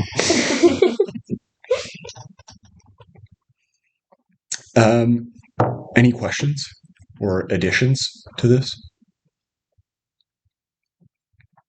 Yeah, please. When you see the aftermath, you meant after neoliberalism? But that's the thing, right? So aftermath, insofar as its active establishment, okay. But I think you can easily make a claim that we have not gone past it, right? We're still very much living in that world, right? You see it currently in, we'll take the example of Quebec, right? Because it's probably like everywhere. I'm sure you've engaged with it in some way, shape, or form on the news, right? The way that they're trying to change the medical system, right? And a lot of the rhetoric around it, and I'm only saying this and know this not because of the news that is engaged with or the politics that are engaged with it, but because I have friends who are doctors and who are able to tell me this. But the way that it's spoken about, right, this new bill too, is that it'll make the system much more efficient, right? It'll allow people to access medical health services and medical health professionals while saving the state money, right? Because doctors are paid too much or whatever, right? That's often the kind of line that is spouted, right? Which, on the surface, sounds fantastic, right? For a lot of people who say, yeah, more efficient and we save money, fantastic. That's what I want in life, right? If the state were a household, this would be perfect, right? Unfortunately, the state is not a household, right? That's not how just life works. And what I was talking with one of my friends this weekend about was, I'll save you the details, but essentially what this is going to do is have doctors work twice as much for half the pay and push a lot of people into private systems, right? And it won't cost us less because the average person is going to become a consumer of medical resources rather than a beneficiary of medical resources. Right. This is obviously like a very quick overview of this. We're not a medical humanities course, but this is like a really good example of still ongoing neoliberalization, right? The gutting of public systems, right? That suddenly we are no longer able to pay for, right? We were able to pay for them for decades, right? But suddenly no longer. In part because we've allowed for tax havens much more frequently, and all kinds of other cynical responses, but also because of these kinds of narrativizations of wanting to quote unquote save money, right? Yes, so I hope that answers your question. I forget what the question was, but yeah, I hope that answers the question. The aftermath. Okay, yeah. Okay, yes. So yes, I think I answered the question. Because he was like, "Oh, we are trying to change things, but also technically we're going back to the whole point of right. Yeah, it's not changing." Right. Okay. Good. I'm not completely insane. Good. Okay, so how does that play out in DeLillo's novel? How exactly? Yeah, I'll open it up to you just so I can stop ranting for a bit and going slowly crazy. How does any of this that we've talked about in the first hour and a half of class actually play out? Either the slow violence, the postmodern narrativization of the world, the neoliberalization, and we'll slowly build towards how this connects to the overall planetary. Okay? You should probably already start to be seeing how this connects, but we'll make it a little bit more explicit. So yeah, where do we want to begin? Does any of this setup help us understand the airborne toxic event, which plot-wise is very simple? Yeah. Airborne toxic event happens. We leave. People are trying to escape. Yeah. Right? And they talk about it for a bit. But I think it obviously goes a little bit more than that. So where do we want to begin? Alicia? Just put you on the spot there. You're the presenter, so you're the one to begin. Well, honestly, I passed a lot of time tying it up to the slow violence. Yeah. So begin there. Sure. Like,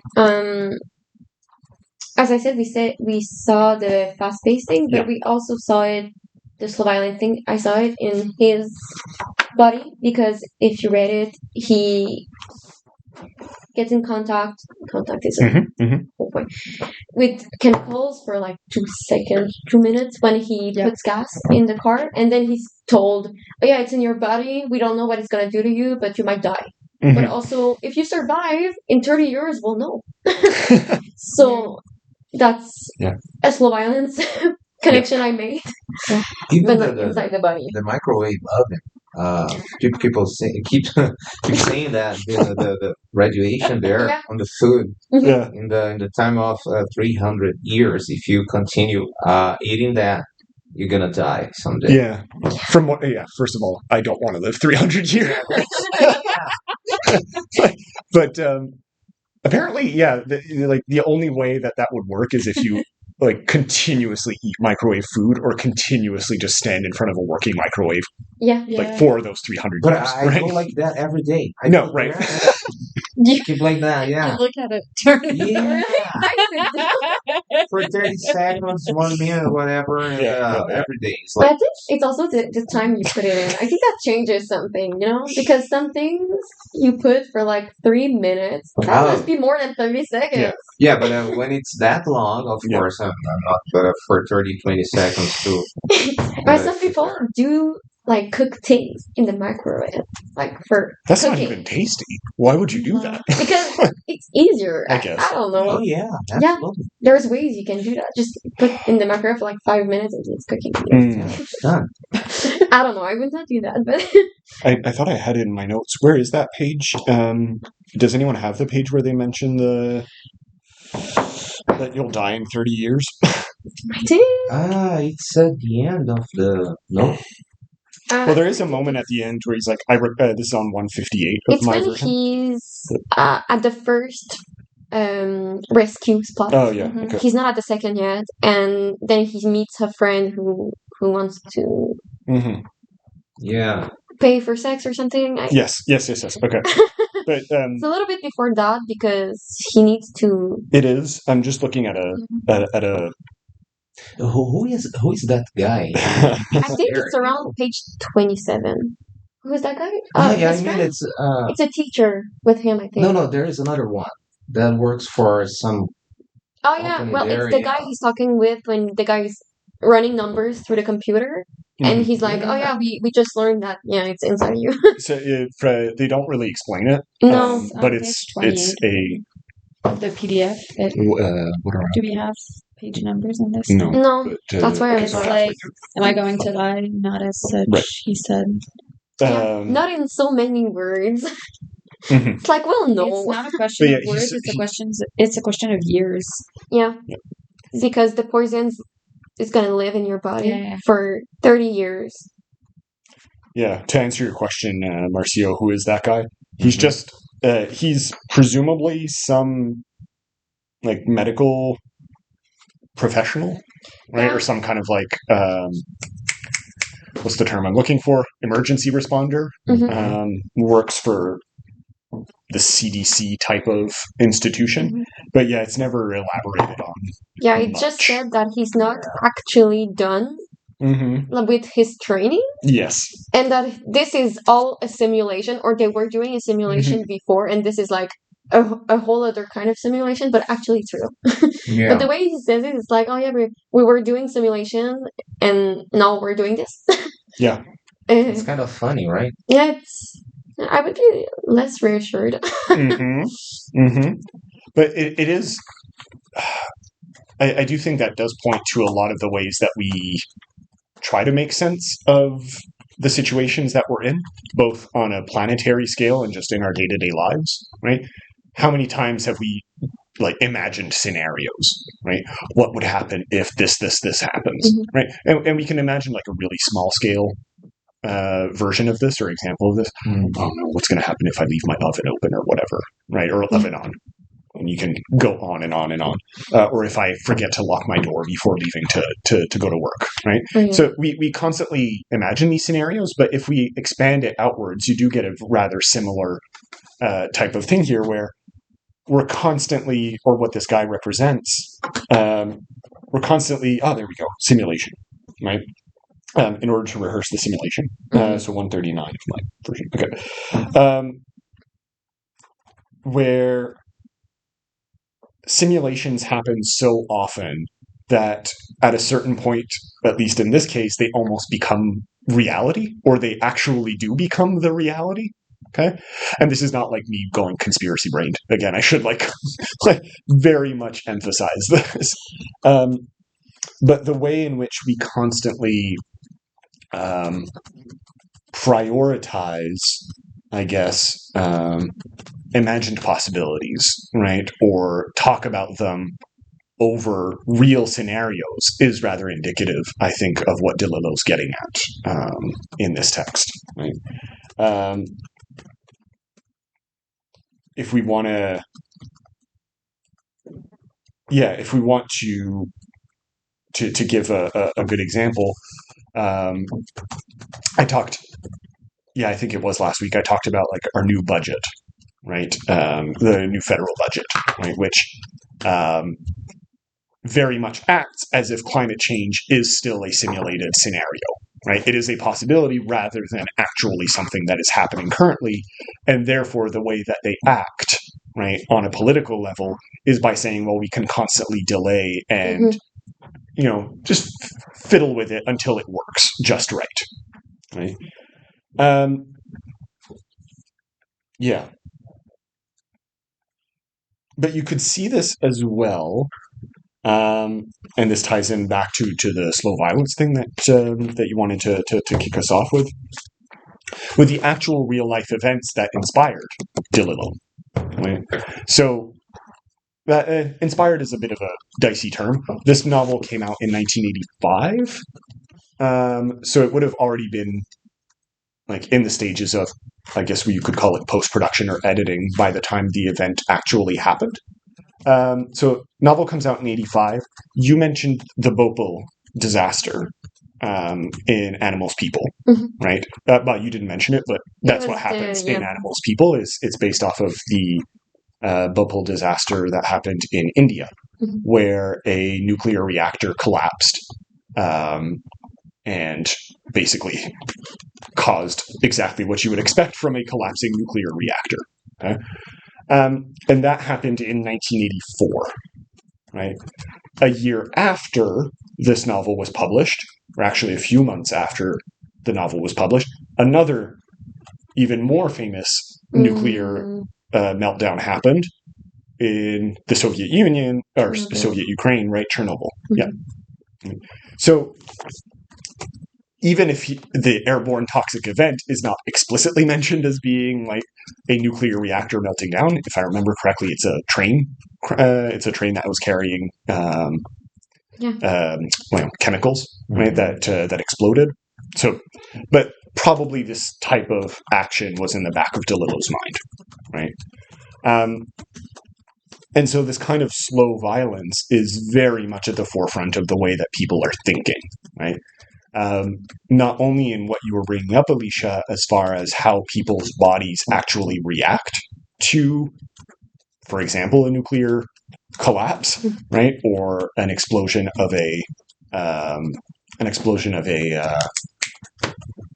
oh my god, I'm losing my words today, of a train, right, carrying chemicals. But it also has an impact on the actual environment around it, right? Environment in the broadest sense, right? The way that buildings maintain their structure is directly impacted by this.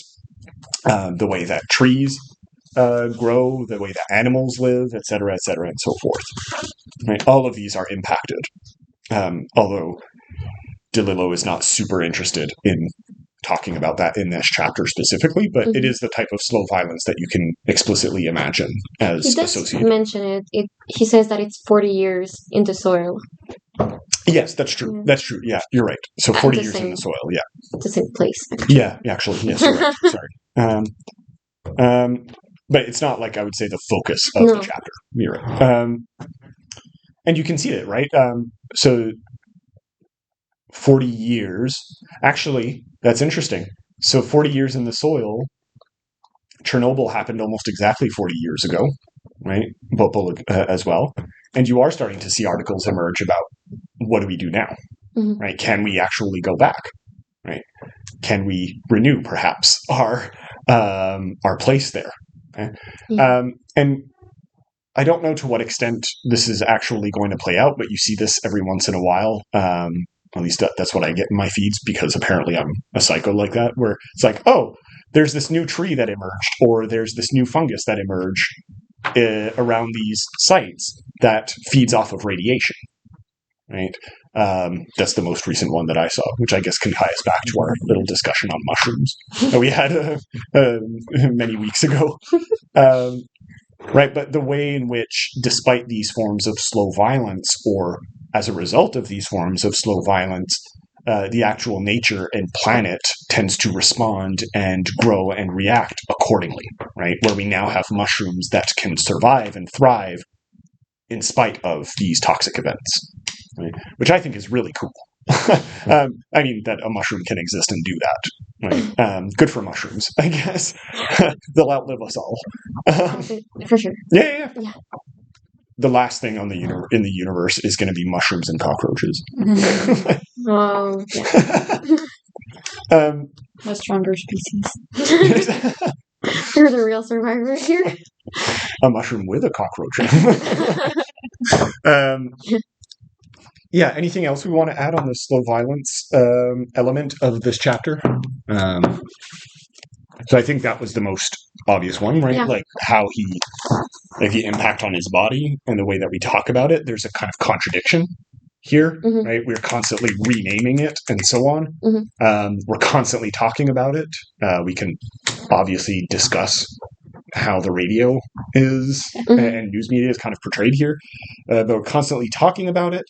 But the actual impact on our body is much longer, right? At least in the context of the chapter.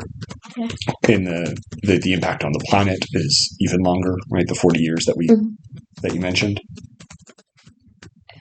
I paid attention a bit, like less to the slow violence, but a bit more on the media and how it's portrayed.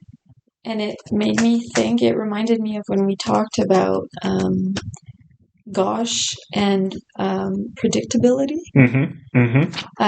Because we talked about this a lot, like in this course, like how humans try to predict everything.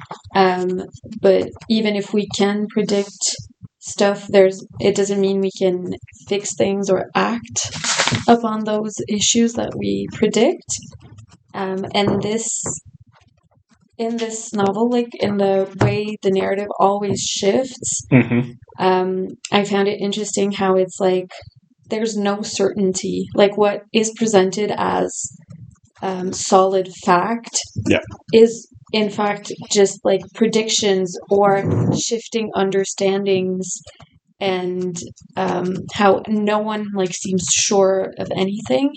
There's even in the passage that we just looked at, from it, but it's on page 28 in the PDF. It's the conversation he has with the simulation person, and he says, "So to outlive this substance, I will have to make it into my 80s. Then I can begin to relax." And then the answer is knowing what we know at this time. So like time is an important factor here, and knowledge is ever like evolving and shifting. It's like not this one thing that we can be sure of right now, or that we'll be sure of even in maybe 15 years when they reassess his state. And then he answers, but the general consensus seems to be that we don't know enough at this time to be sure of anything. So like we don't know enough at this time to be sure of anything. Was interesting, because I feel like there's not one point when we'll be sure of anything. Okay, good. About this. Stay with that. So we will never be sure of anything. One of the core principles when it comes to thinking through the planet and the planet and planetarity, so to speak, if you want to adjectivize it, is this idea that we talked about from like week 2 or 3 of the planet as an agent in and of itself, right? And the way that I've mentioned this a few times, but that Nigel Clarke calls these agential activities, right, asymmetrical relations, where because the planet is an agent in and of itself, right, or in this view it is, when it actually acts, right, as an agent, its power is way over our actual comprehension or ability to fundamentally change it in the way that we would like, because we're egotistical humans, for example. Right? I think that's like flattening out what humans actually are. I do like fundamentally believe that we're more hopeful than that, but still, right? That's the basic gist of it. But yeah, I think the idea of time is really good, because a few times in this chapter and throughout the book, you get this like hyper compression of time, right? In that same page-ish, or the same area. Right, not only do we get references to 40 years or by the time you're 80 in a single sentence, right? But you get more implied things in phrases like, he spent a fair amount of time tapping on the keys, right? This thing that you would imagine takes 5 seconds, right? And then he emphasizes just how long these single seconds take. This is just a really simple example because it's the one I'm looking at right now. But the way he both compresses and expands time throughout this chapter is, I think, a really astute observation. Or even at the very, very end, on the last page, the last line, right? It was 9 days before they told us we could go back home, right? 9 days, right? Not long in the grand scheme of things, a little bit over a week, right? Less than a fortnight, if we want to use the Britishism. But the way that it's written, right, there's a weight to it as if it was this long-lasting thing, right? It was 9 days. Like, oh my God, we were in this camp for so long, right? And that get us back to Virginia Woolf about being a... Yeah. It's also like reduced to this one sentence, so it's like this long 9 days of waiting, and that it's not narrated at all. Yeah. But yeah, I like that with the Virginia Woolf as well. Yeah, you Virginia. told me. Yeah. Virginia Woolf she's the only author that I could have imagined to write like an entire novel, a 200-page novel about brushing your teeth, and it would have been the most riveting thing on the planet. I'm joking, of course, but in her ability to just narrow in and zoom in on these moments. There was something else that you mentioned, Leonie, that I wanted to bring up. You talked about time. You talked about predictability. Yes, predictability. Okay, good. So let's unpack that a little bit. That's a good one. How else does language, or language games, if you want to put it that way, represent this idea of predictability in the chapter? There's a few ways in which the way that people speak about the event or think about the event that gets at this idea of predictability. They mentioned déjà vu. Déjà vu is an interesting one. Yeah. Mm-hmm. I remember experiencing this before somewhere, right? And we kind of do get that every once in a while, right? Mm-hmm. When we say history repeats itself, sometimes we mean it in more cynical ways, but it is also true at some points, like, okay, we're doing this again. I thought we had figured this out the last time, but nope. Okay, we're doing it now. Okay, fantastic. So yeah, déjà vu is one of them. Can you repeat your question? Yeah. So how does predictability come through on the level of language? Right, the way that we speak, the way that the dialogue kind of comes through. There's a few hints towards predictability, or the lack thereof.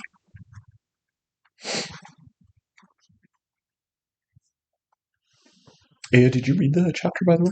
Yeah, but I don't understand what we mean by predictability. Oh, okay. So, I guess in the most literal sense, right? Being able to foresee and say with any kind of absolute certainty what is going to happen, right? So when we were talking about simulations, right? That's an attempt to do that, right? We're imagining all possibilities in order to act accordingly, right? Okay. Yeah. So maybe when Jeff says it won't happen, it won't come. Yeah, I was gonna say the dinner table said. Well, I don't know if they're all sitting at the dinner table. At the start, yeah. Yeah. At the start, it won't happen. Good. Say more. What is his logic there? And I think because he's a professor, mm-hmm. and he's in the position of knowing more things than mm-hmm.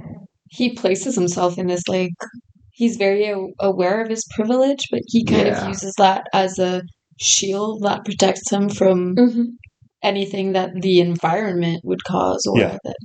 I actually have exactly what he says. Mm-hmm. It's crazy. It's terrible. It's terrible. It's just like these things happen to poor people who live in exposed areas. Society is set up in such a way that it's the poor and the uneducated who suffer the main impact of natural and man-made disasters. So he's literally just saying it's not going to happen to us. We have money. Yeah. Is he wrong? No, he's not. It's kind of the point of Rob Nixon's book, right? 30 years before, 20 years before. But he's wrong insofar as society is constructed that often the poor, as Nixon points out, do get the brunt of it. Mm-hmm. And again, you can think of this on a planetary scale in the way that we hyper-exploit quote-unquote third world countries, or the global south, as Nixon would put it, which causes them to be overwhelmingly impacted by these affairs. Absolutely. You can think of it also in the way that cities are organized. I don't know if we've brought this up in class before. We may have. In the way that cities are organized, why are the poorer parts, or historically poorer parts of Montreal where they are in the east? Because that is not a touristic area of Montreal. So that would come after, because it's a poorer part of Montreal. It doesn't require their immediate attention. Okay, so we put a lot of factories there. Who would have built the factories? The rich. rich, the factory owners, whatever you want to call it, bourgeois Because at the of the time. landscape. Yeah. They're So higher. how does wind usually blow? From east to west or west to east? Do we know? No. West to east. So if you build the factories and the poorer neighborhoods in a certain part of the city, when the wind blows, you don't get the fumes and toxicity from going into Westmount, right? Which historically would have been where the factory owners would have lived, right? So you push the smell away, right, so to speak, right? And then it gets to what you were talking about, Aya, right? It then causes like a whole cycle of continued violence, right? Which is another level of slow violence where tourism usually doesn't go there, or people don't usually go to live there, and it encourages like more and more poverty as a result, right? There's a recent term that we call sacrifice zones, right? Recent. It emerged right around the 70s, actually. But places that we deemed, literal environments that we deemed as being able to sacrifice, right? Dump toxic chemicals because of either the population that was living there or, quote unquote, the lack thereof, right? So I think at the time, and it might have changed since then, but at the time when these first started emerging, the standard was less than 2,000 people had to live in the area in order to like dump refuse or chemicals or so on. Right. Again, another how example. they just less than 2,000 equals nothing. But by the way, like completely arbitrary number. Yeah, right? There was like no. It's like under 2,000. We don't see you, like you don't exist, which is wild because it's human lives. Yeah. Historically, I'm sure you can imagine like what kind of demographics those 2,000 people constituted. Yeah. Right. Usually poor, usually racialized minorities, indigenous groups, et cetera, and so forth. Right? I mean, we saw that week one with the death exactly. and stuff. Exactly. Right. Good. Not good, but yes, good ideas. Sorry, just to come back to that. So it won't happen to us, right? Or it's not going to happen that way, right? Let's unpack that a little bit more specifically in the way that it comes out in the novel. So again, what is his logic there? He has very specific, he's, again, perhaps wrong, but he has very specific reasons as to why he thinks this is not going to happen. So the poor element is one of them. We're too rich and too like socially high, I guess, as professors or a professor's family, in order to be affected by this. By the way, while you're thinking of this, I don't know if anyone looked it up. Do we know what he's a professor of? That's one of the jokes. Yeah. What is that? Hitler. He's a teacher of Hitler. Right. That's literally what he teaches. He's a professor of Hitler studies, which is not a real thing. It's just DeLillo making fun of academia at the start. He's the only person. That part. You know, I read it. It's not mentioned in this chapter.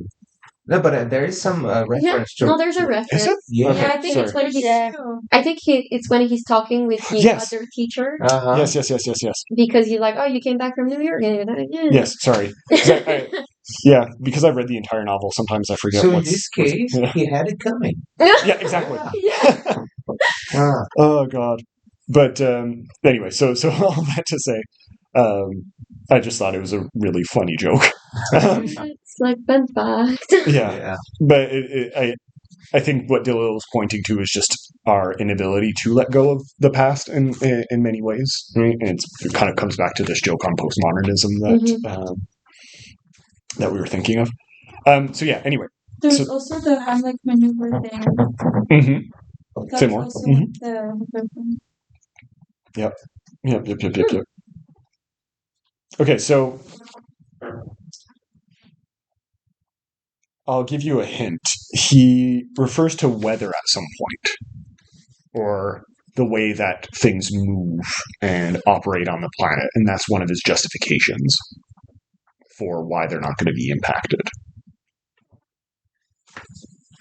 You just talk about the wind, right? Yeah. Yeah. that what Talked we're- about the wind. Right. Whether and we're very much at the start, right? Right on the beginning of chapter 21, DeLillo foreshadows this. Weather was very much the point, although I didn't know it at first. Yeah. Right. Because later they learned that there's something coming from Canada or something. But that's the thing, right? The whole point is like, oh, it's going to go up towards whatever, right? It's not going to actually, the way the wind blows, it's not going to impact us. Yeah. And then it turns out, oh no, it didn't actually operate in the way that we thought it was going to. And the wind actually just blew it in our faces. And that's why I'm going to die in 30 to 40 to 50 years, right? Yeah. Yeah. It's how he also uses affirmative short sentences a lot. Like, what if it blows this way? It won't. Like, just this one time, it won't. Why should it? Like, and it just happens a lot. Like, but we have to leave our homes? Of course not. How do you know? I just know. Yeah, I just know. Full stop. Yeah. Full stop. Like, it's never going to happen to us. Right. Yeah. Good. Anything else in which there's this kind of certainty or predictability? Yeah, go ahead. I feel like the whole time he's faking it, though. I don't think it's genuine when he says, like, it won't happen to us. It won't. It just won't. It reminds me of, for instance, like, during bombs or something, like, the parents will always tell their children, like, go to sleep. Like, it's not going to hit us. Like, knowing full well that you're lying to your kid. But it's, like, what you must say to, like, comfort them. And I feel like he exposes himself when, like, further along, like, the title of the incident keeps changing. Yeah. And he's trying to, like, cover his interests, but at the same time, he's, like, trying to be nonchalant. Like, what are they calling it now? Nonchalant? But, go ahead. Sorry. Like, he's faking it, essentially, but he's just as scared as them. Yeah, but every time they change the name, it becomes... He has a confident response, quote unquote, right? Like, so you're right with the nonchalance. He's like, well, it's not actually a plume. Yeah. Right? Like, they're wrong. I'm right. And eventually he's like, oh yeah, actually it is more accurate to call it whatever, right? An airborne toxic event and so on. And there's these kind of language games throughout, right? Again, coming back to the way that... escalation of language, just like the song there, right? Something bigger is about to happen, to take place. For escalation, I was going to give the titles. Like, they keep escalating. Yeah. They keep escalating. And I'm pretty sure the last one, he doesn't react. That's very possible. Yeah, he's not as... Oh, okay, yeah, it's getting closer to what it actually is. He's just like, Where is it? I'm just looking for the... It's page 8 of our PDF. Okay, so right early on that they call it the airborne toxic event. What page again? Yeah, page 8. 46. Yeah, and that's where he stops talking about the name. He's just like, that's not important anymore. The important thing is the location. Before that, he was like, oh, but it's not really that, or oh, it's getting closer to what it's supposed to be. But to that, he's just like, right. Oh, yeah, there's a good passage here. They're calling it the black billowing cloud. Obviously, this is an earlier form. Yeah. Good. Why is that good? It means they're looking the thing more or less squarely in the eye. They're on top of the situation, right? Yeah. Because it fits in with his perspective of what it actually should be, right? It fits in with his simulation, so to speak. Then it fits an appropriate response, right? We've hit the peak identifier, right? This reminds me of Barad that we read last week. Yeah. How? I feel like naming things is like an attempt at controlling them, or at making them fit our narrative of the situation. That's when we were talking about Barad's representationalism, right, or what she calls representationalism. This is kind of what she's talking about, right? Again, not being against words in and of themselves, right? They have power, but the way that we use words, right, as the ultimate certainty or arbiter of truth, right? Yeah. Does the material reality of the airborne toxic event actually correspond to the way that it's called? Sometimes yes, sometimes no, depending on who's viewing it, right? Very postmodern move also, by the way. Yeah. Or the state of the situation doesn't change because we rename it. In a sense, like we're not able to contain it or to, in the attempt at naming it correctly. Yeah. In a sense. Yeah. Good. Yeah. Yeah, it is. Yeah, it's not contained. Good. Good. There's a gap between the name we give it and the actual thing and its effect. Mm-hmm. Right. Which, like, right after they call it the Airborne toxic event, he says, the important thing is location. It's there, we're here. Mm-hmm. Again, this, like, trying to distance ourselves from that. But in reality, because it's, like, airborne, it's everywhere, in a sense. Like, it's much more pervasive than we expected or imagined it to be. Yeah.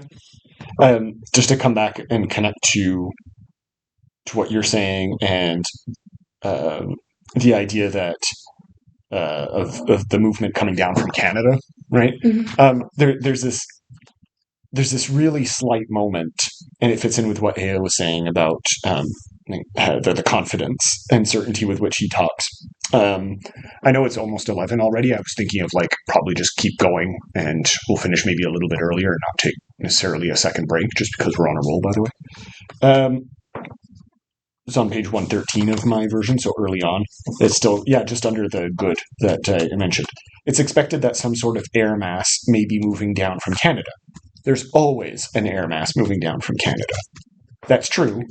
There's certainly nothing new in that. And since Canada is to the north, if the billowing cloud is blown due south, it will miss us by a comfortable margin, right?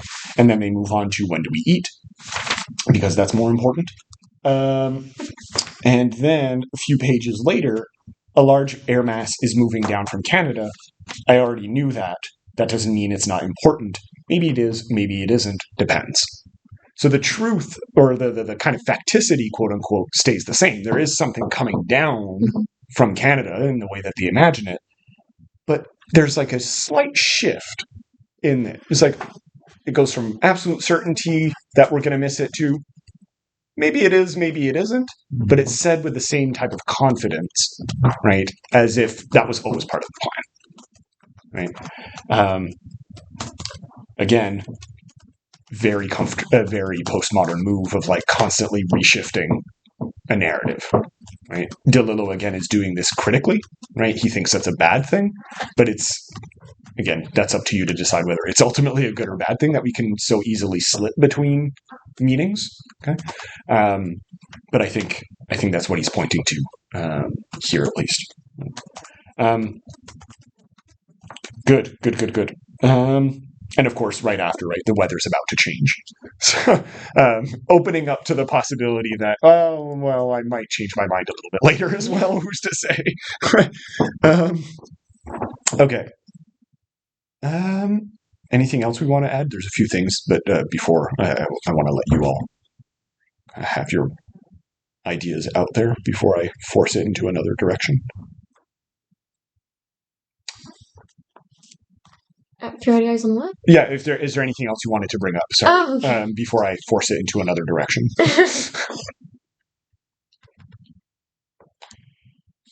So we have alluded to it, both before the break and a few times since. The radio plays an important part in this chapter. How? The way the news being given there. Yep. And just like Alicia said at the end of her presentation, she mentioned how the language escalates. Yep. And you have one definition there, and they are kind of interpreting that message in different ways. Actually, it seems like the boy is much more aware of the things there than the adults there, because the adults keeping saying, no, it's not gonna come, and things like that. But I don't know, I think the guys have a genius there, because he can explain. He's the only one that seems somewhat aware. Yeah.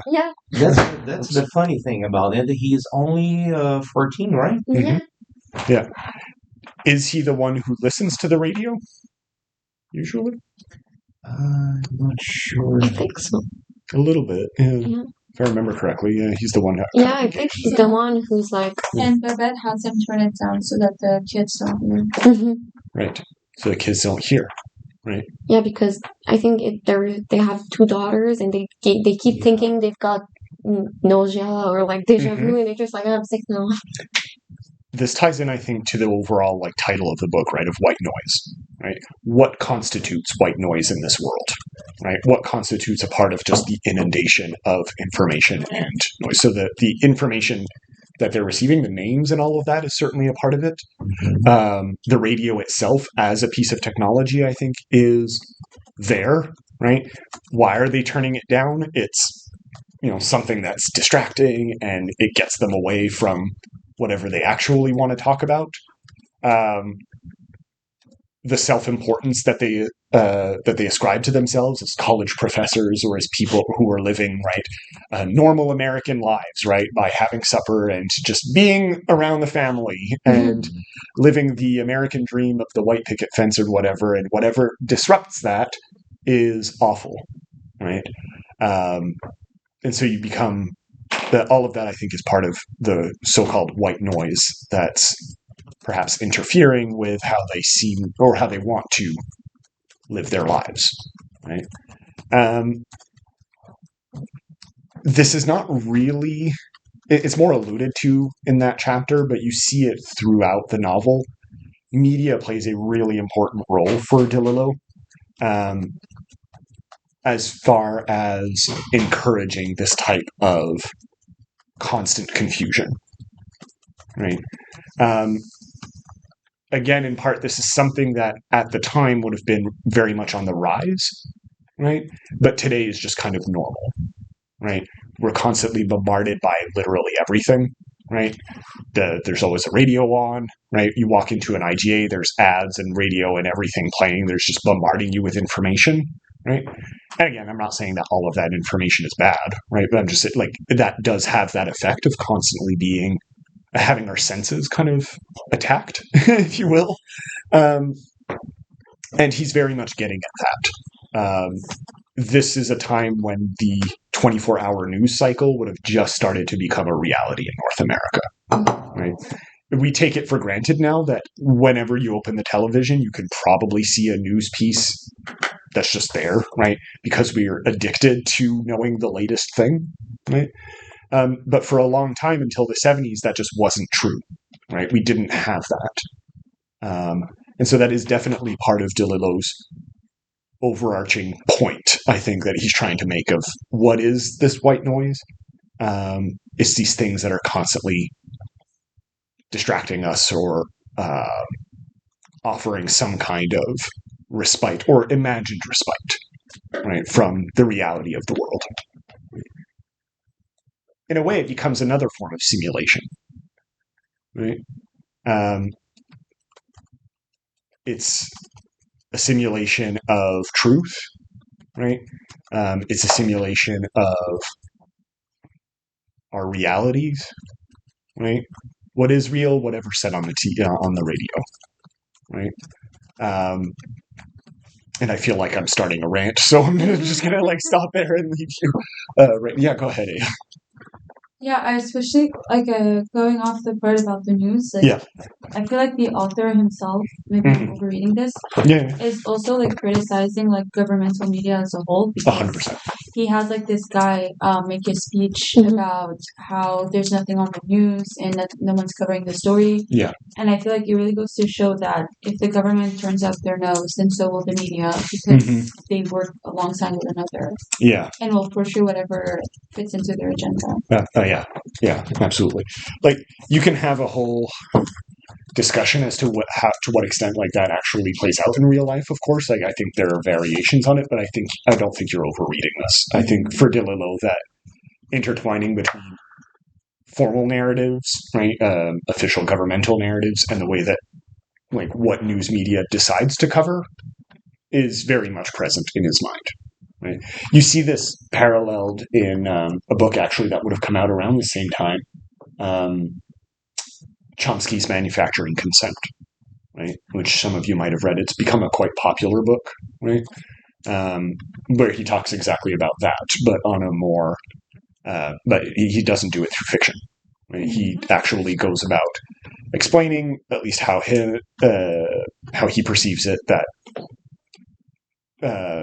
mainstream media, I guess to use a more contemporary quote, although that's not what he uses in the book, but how conventional news sources tend to parrot official party lines, right? Even in democracies like Canada and the United States and so on. Okay.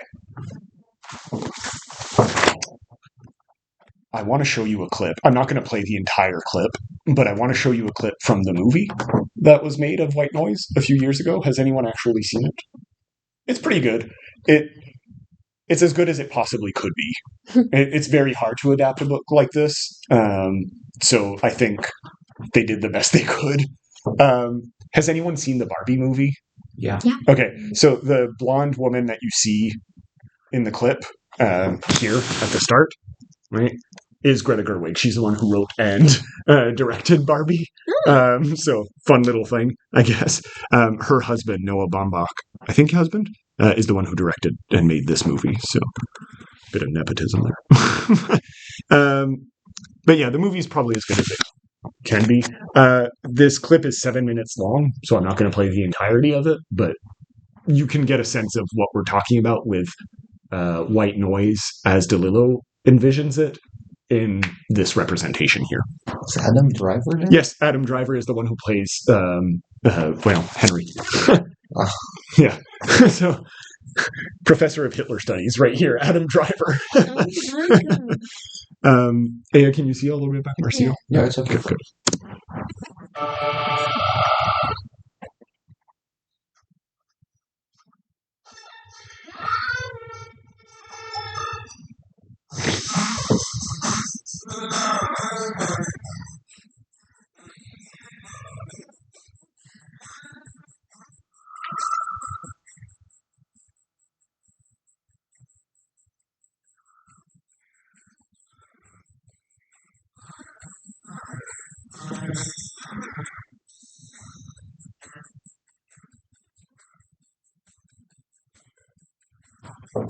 Sorry.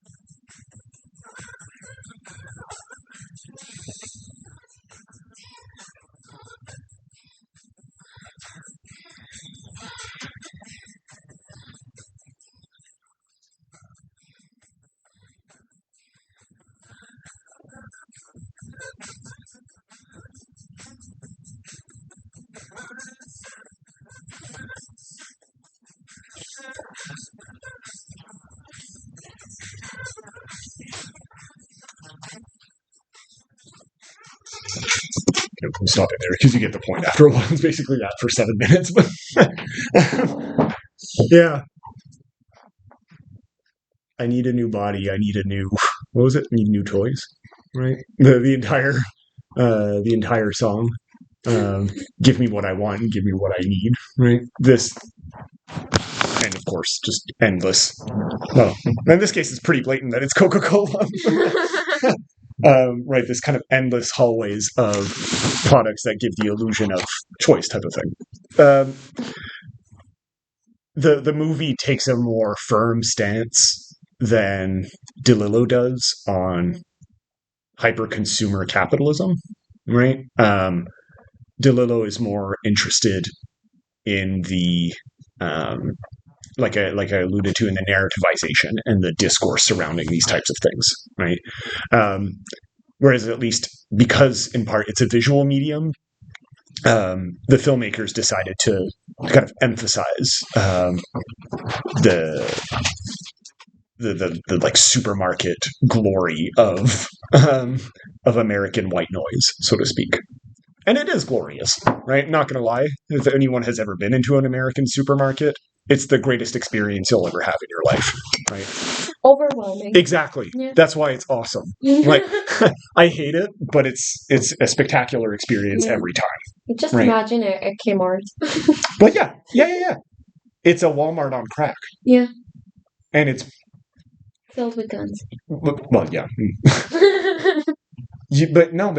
Whether it's... I guess you could tie it in with the guns part, but that's maybe pushing it. It's not within the context of our course. But like, it's excessive, it's large, and it's hyper distracting, right? Like everything, you just want to buy everything when you go into an American supermarket, right? Right? And it's awesome, right? You come out of there, you're feeling great, and then 5 minutes later, you're like, damn, I wish I could live there, right? And then you realize that when you do live there, it's the most awful experience of your life because it's just constant pleasure button hitting. It's just, and it's this, I don't know how else to explain it. It's simultaneously the greatest and worst experience of your life, right? And you can't get enough of it. But I think, again, he's tapping into this, right? This desire to constantly want more, to constantly distract ourselves and so on feels good. Right? That's why the characters in the chapter do it, right? Mm-hmm. But at the end of the day, obviously, I think we're all conscious enough that it's not necessarily the best kind of thing to actually do, right? To kind of rephrase what we said with the Tanya Tagaq book, when you actually get what you want, it's not necessarily what you thought you would get. Right? Mm-hmm. Okay. So I want to come back in the last few minutes here to two questions that I mentioned at the start, right? That we've been slowly getting into. So we talked about the slipperiness of language, how slow violence plays into the text, what exactly white noise is. How does this all tie into the planetary? Right? How does DeLillo allow us to read the planet in this way, right? Or produce a text in the face of sludge. What does that even mean? such slow violence or planetary instability. I'm using that word perhaps too obviously. Go ahead. I think it reinforces that idea of this uncontainable force of nature as an existence within itself, independent of human nature. Uh-huh. And explicitly, like the part where he states that people of his class and people of his degree do not move. It just goes to it reinforces that point where money or not, you stand powerless in front of the force of nature. Good, right? So really emphasizes the planet as agent element here. But then actually, I just thought of it. It doesn't really count because it's human caused. It's not really nature. I guess nature is causing the spread of it. Yes, right. So, but yeah, it is interesting in this case because you're right. It is human caused, right? It's a train that could have easily not derailed. Not necessarily easily. It's kind of unclear, right? How it actually, how the accident happened. But you see this actually still to this day, right? We have had recently accidents, both here in Quebec and in the US and etc., right? That were explicitly train related and toxic chemical related, right? It almost is like a piece out of Don DeLillo's White Noise. It was like last year or 2 years ago that in the US, because of laxed security, right, and worker protection, There was literally a train that was derailed and caused a spread of toxic chemicals. It was somewhere in the south of the U.S., right? And yeah, because of planetary forces that are unpredictable, right? You do actually have a very difficult time containing it, right? I think I mentioned this, right? Again, tell me if I did. When Chernobyl happened, my dad was actually in Europe at the time, right? Broadly speaking, Eastern Europe, right? He was not in Ukraine. He was in, where was it? Czechoslovakia, I think. So pretty far, but nevertheless.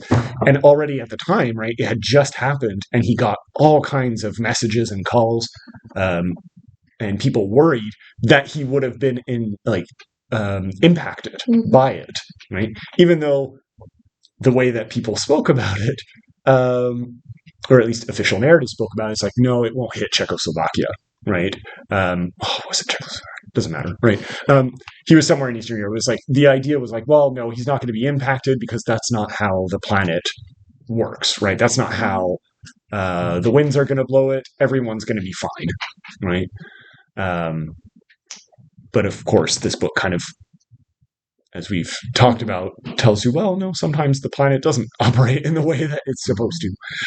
In this case, he was actually fine. So, he was not irradiated. When was that?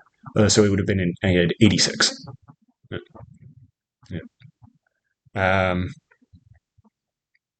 Yeah.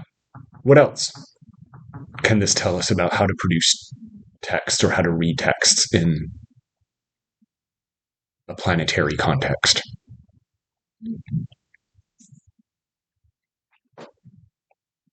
On the level of language, I think we can come back to that. I think this tells us a lot.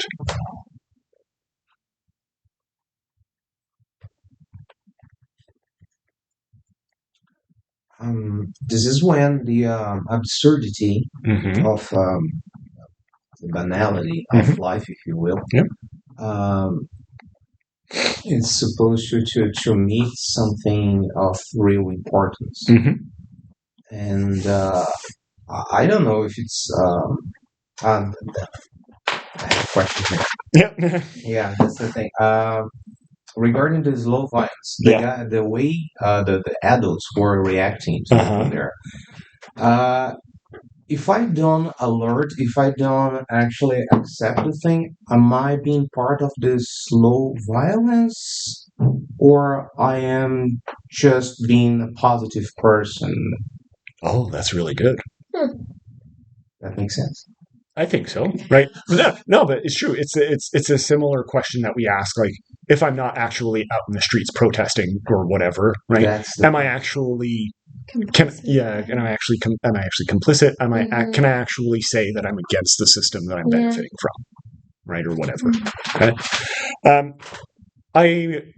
I fall more on your side, Marcio. I do like to think that even if that there are many ways to be activists, so to speak, or to enact some kind of resistance, if you will, to these forces of slow violence, instead of simply calling it out, right, as it is.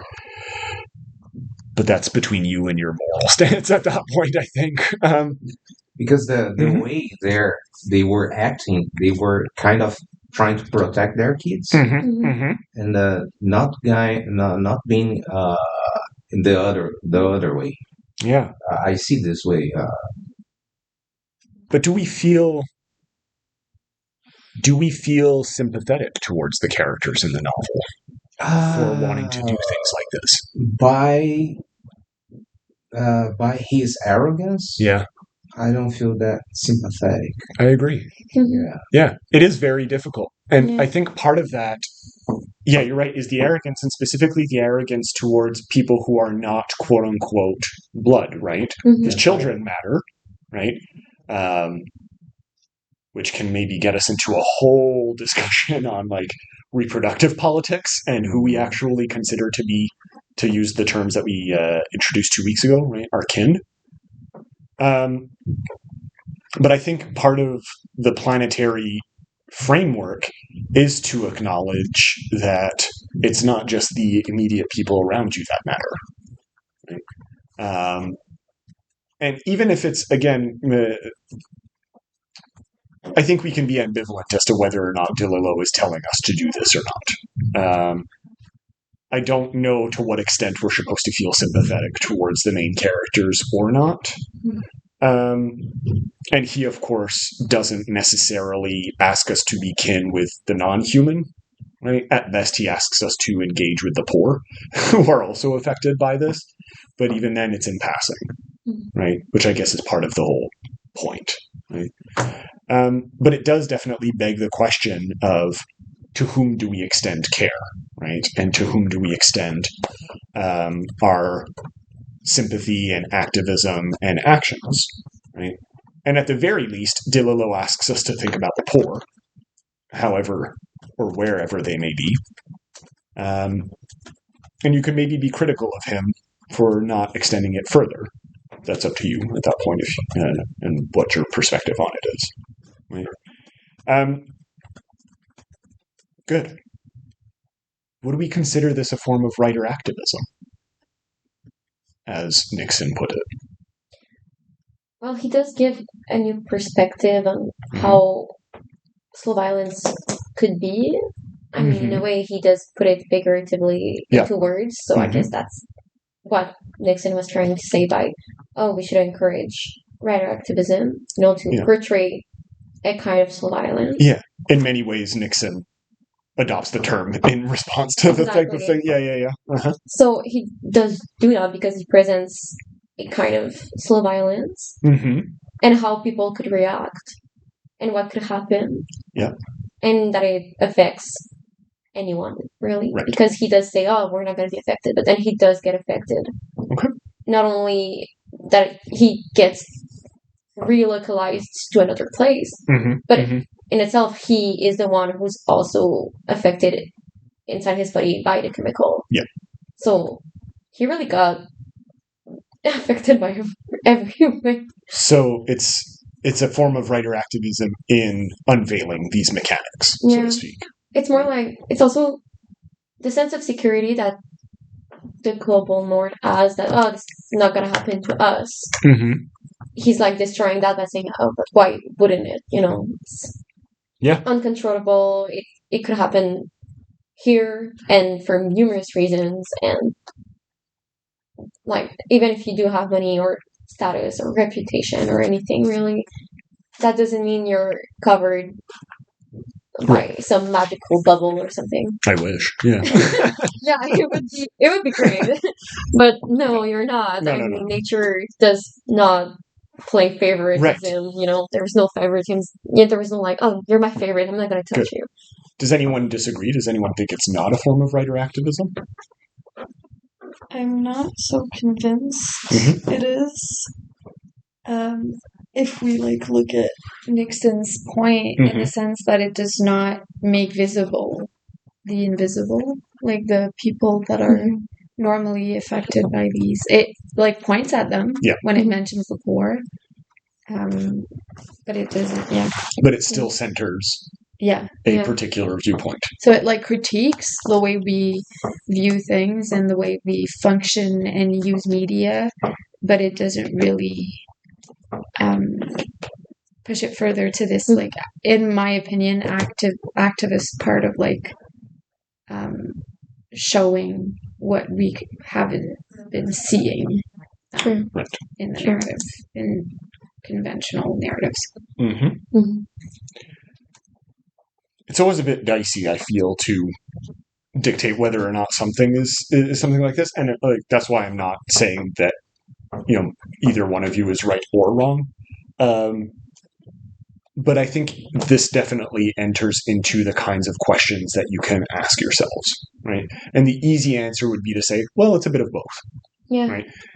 Yeah, on some level, you're probably right. Right? But the important thing, I think, is to actually make something of this, regardless of whether we're critical of it or not. Right? There's a lot to criticize in this text, right? In pointing to the poor rather than actually showing them. Just as there's a lot to criticize in just to use the easy example from the beginning of class, right? Heart of Darkness, for being a really good example of colonialism and racism, right? And you can still make something out of it and perhaps expand from it and maybe learn and grow from it despite these problems. As a way of segueing us into next week, I think a lot of the questions that we raised today on a narrative level, right, and on a discursive level, we can see mirrored in How Beautiful We Were on an actionable level, right? The poor that are only pointed to and the marginalized that are only pointed to in DeLillo are front and center in How Beautiful We Were. Okay? The writer activism, possible as it may be in DeLillo, I think is certainly more obvious in How Beautiful We Were. Does that make it better? Not necessarily, but it is different. Okay. The idea of the right, neoliberalism that we talked about today shines through again next week in neocolonialism. Right? How does that actually play out, and how is it actually distinct from perhaps neoliberalism? Right? Yeah. No, you mentioned neo, and then there was a gap. Yeah. And that was connected to Matrix. Great, good. Yes. It all ties back to our question of simulation, right, that we were talking about. Simulation. I wish we had more Keanu Reeves. Oh, me too. Yeah. Anyway, what was I going to say? Oh, and yeah, obviously the question of slow violence in and of itself can kind of come back, even if we're not going to explicitly reference it. Well, we could explicitly reference it, but even if it's not the theoretical text that we're going to be engaging with, I think it's certainly there in the background of How Beautiful We Were, right? Actually, a lot of the theorists that we talked about can be identified in How Beautiful We Were. The slow violence, Barad's matter that matters is probably going to come back, if I had to guess. Even the concept of time after oil that we briefly visited in the Tiger Flu, I'm sure we can find some way to connect that back. Yeah. There you go, Aya. You have your presentation cut out for you next week as to what we talk about. So yeah, next week you're presenting. What is the theoretical text next week, actually? It's an article, I know, but something about petrofiction, I think.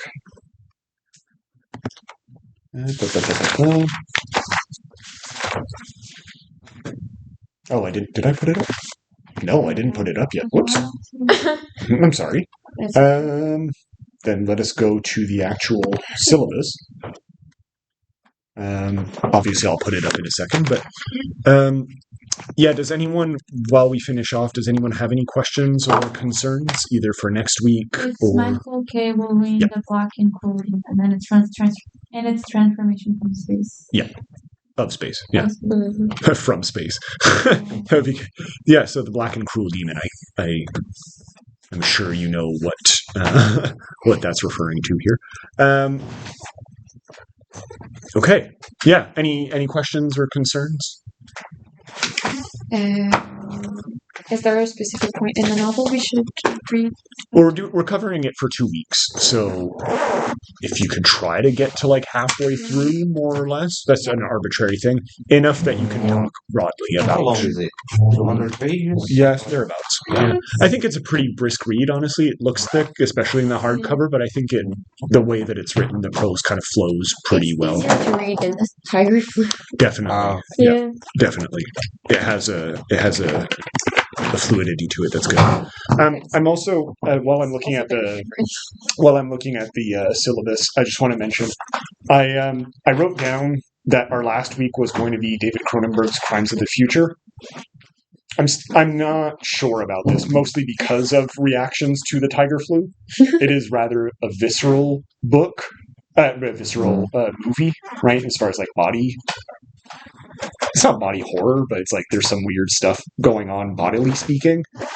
So I'm I'm thinking of maybe or maybe not doing it. If you do have other suggestions of perhaps planetary films that you may or may want to do, I'm open to suggestions. We're going to be watching it in the CLCP room at the bottom at the end of the hall. But yeah, I have a few other ideas in mind, but if ever you have any other suggestions, I'm open to them as well. I'm just not sure anymore of Crimes of the Future, just vis-a-vis reactions towards body horror. Yeah, exactly. Yeah. But it features, what's his face? What's his face? The person who played Aragorn in The Lord of the Rings. Oh yeah. Viggo Mortensen. I don't know what's his face either. Yeah, Viggo Mortensen. He's the main character in that movie. He's good in it. Anyway,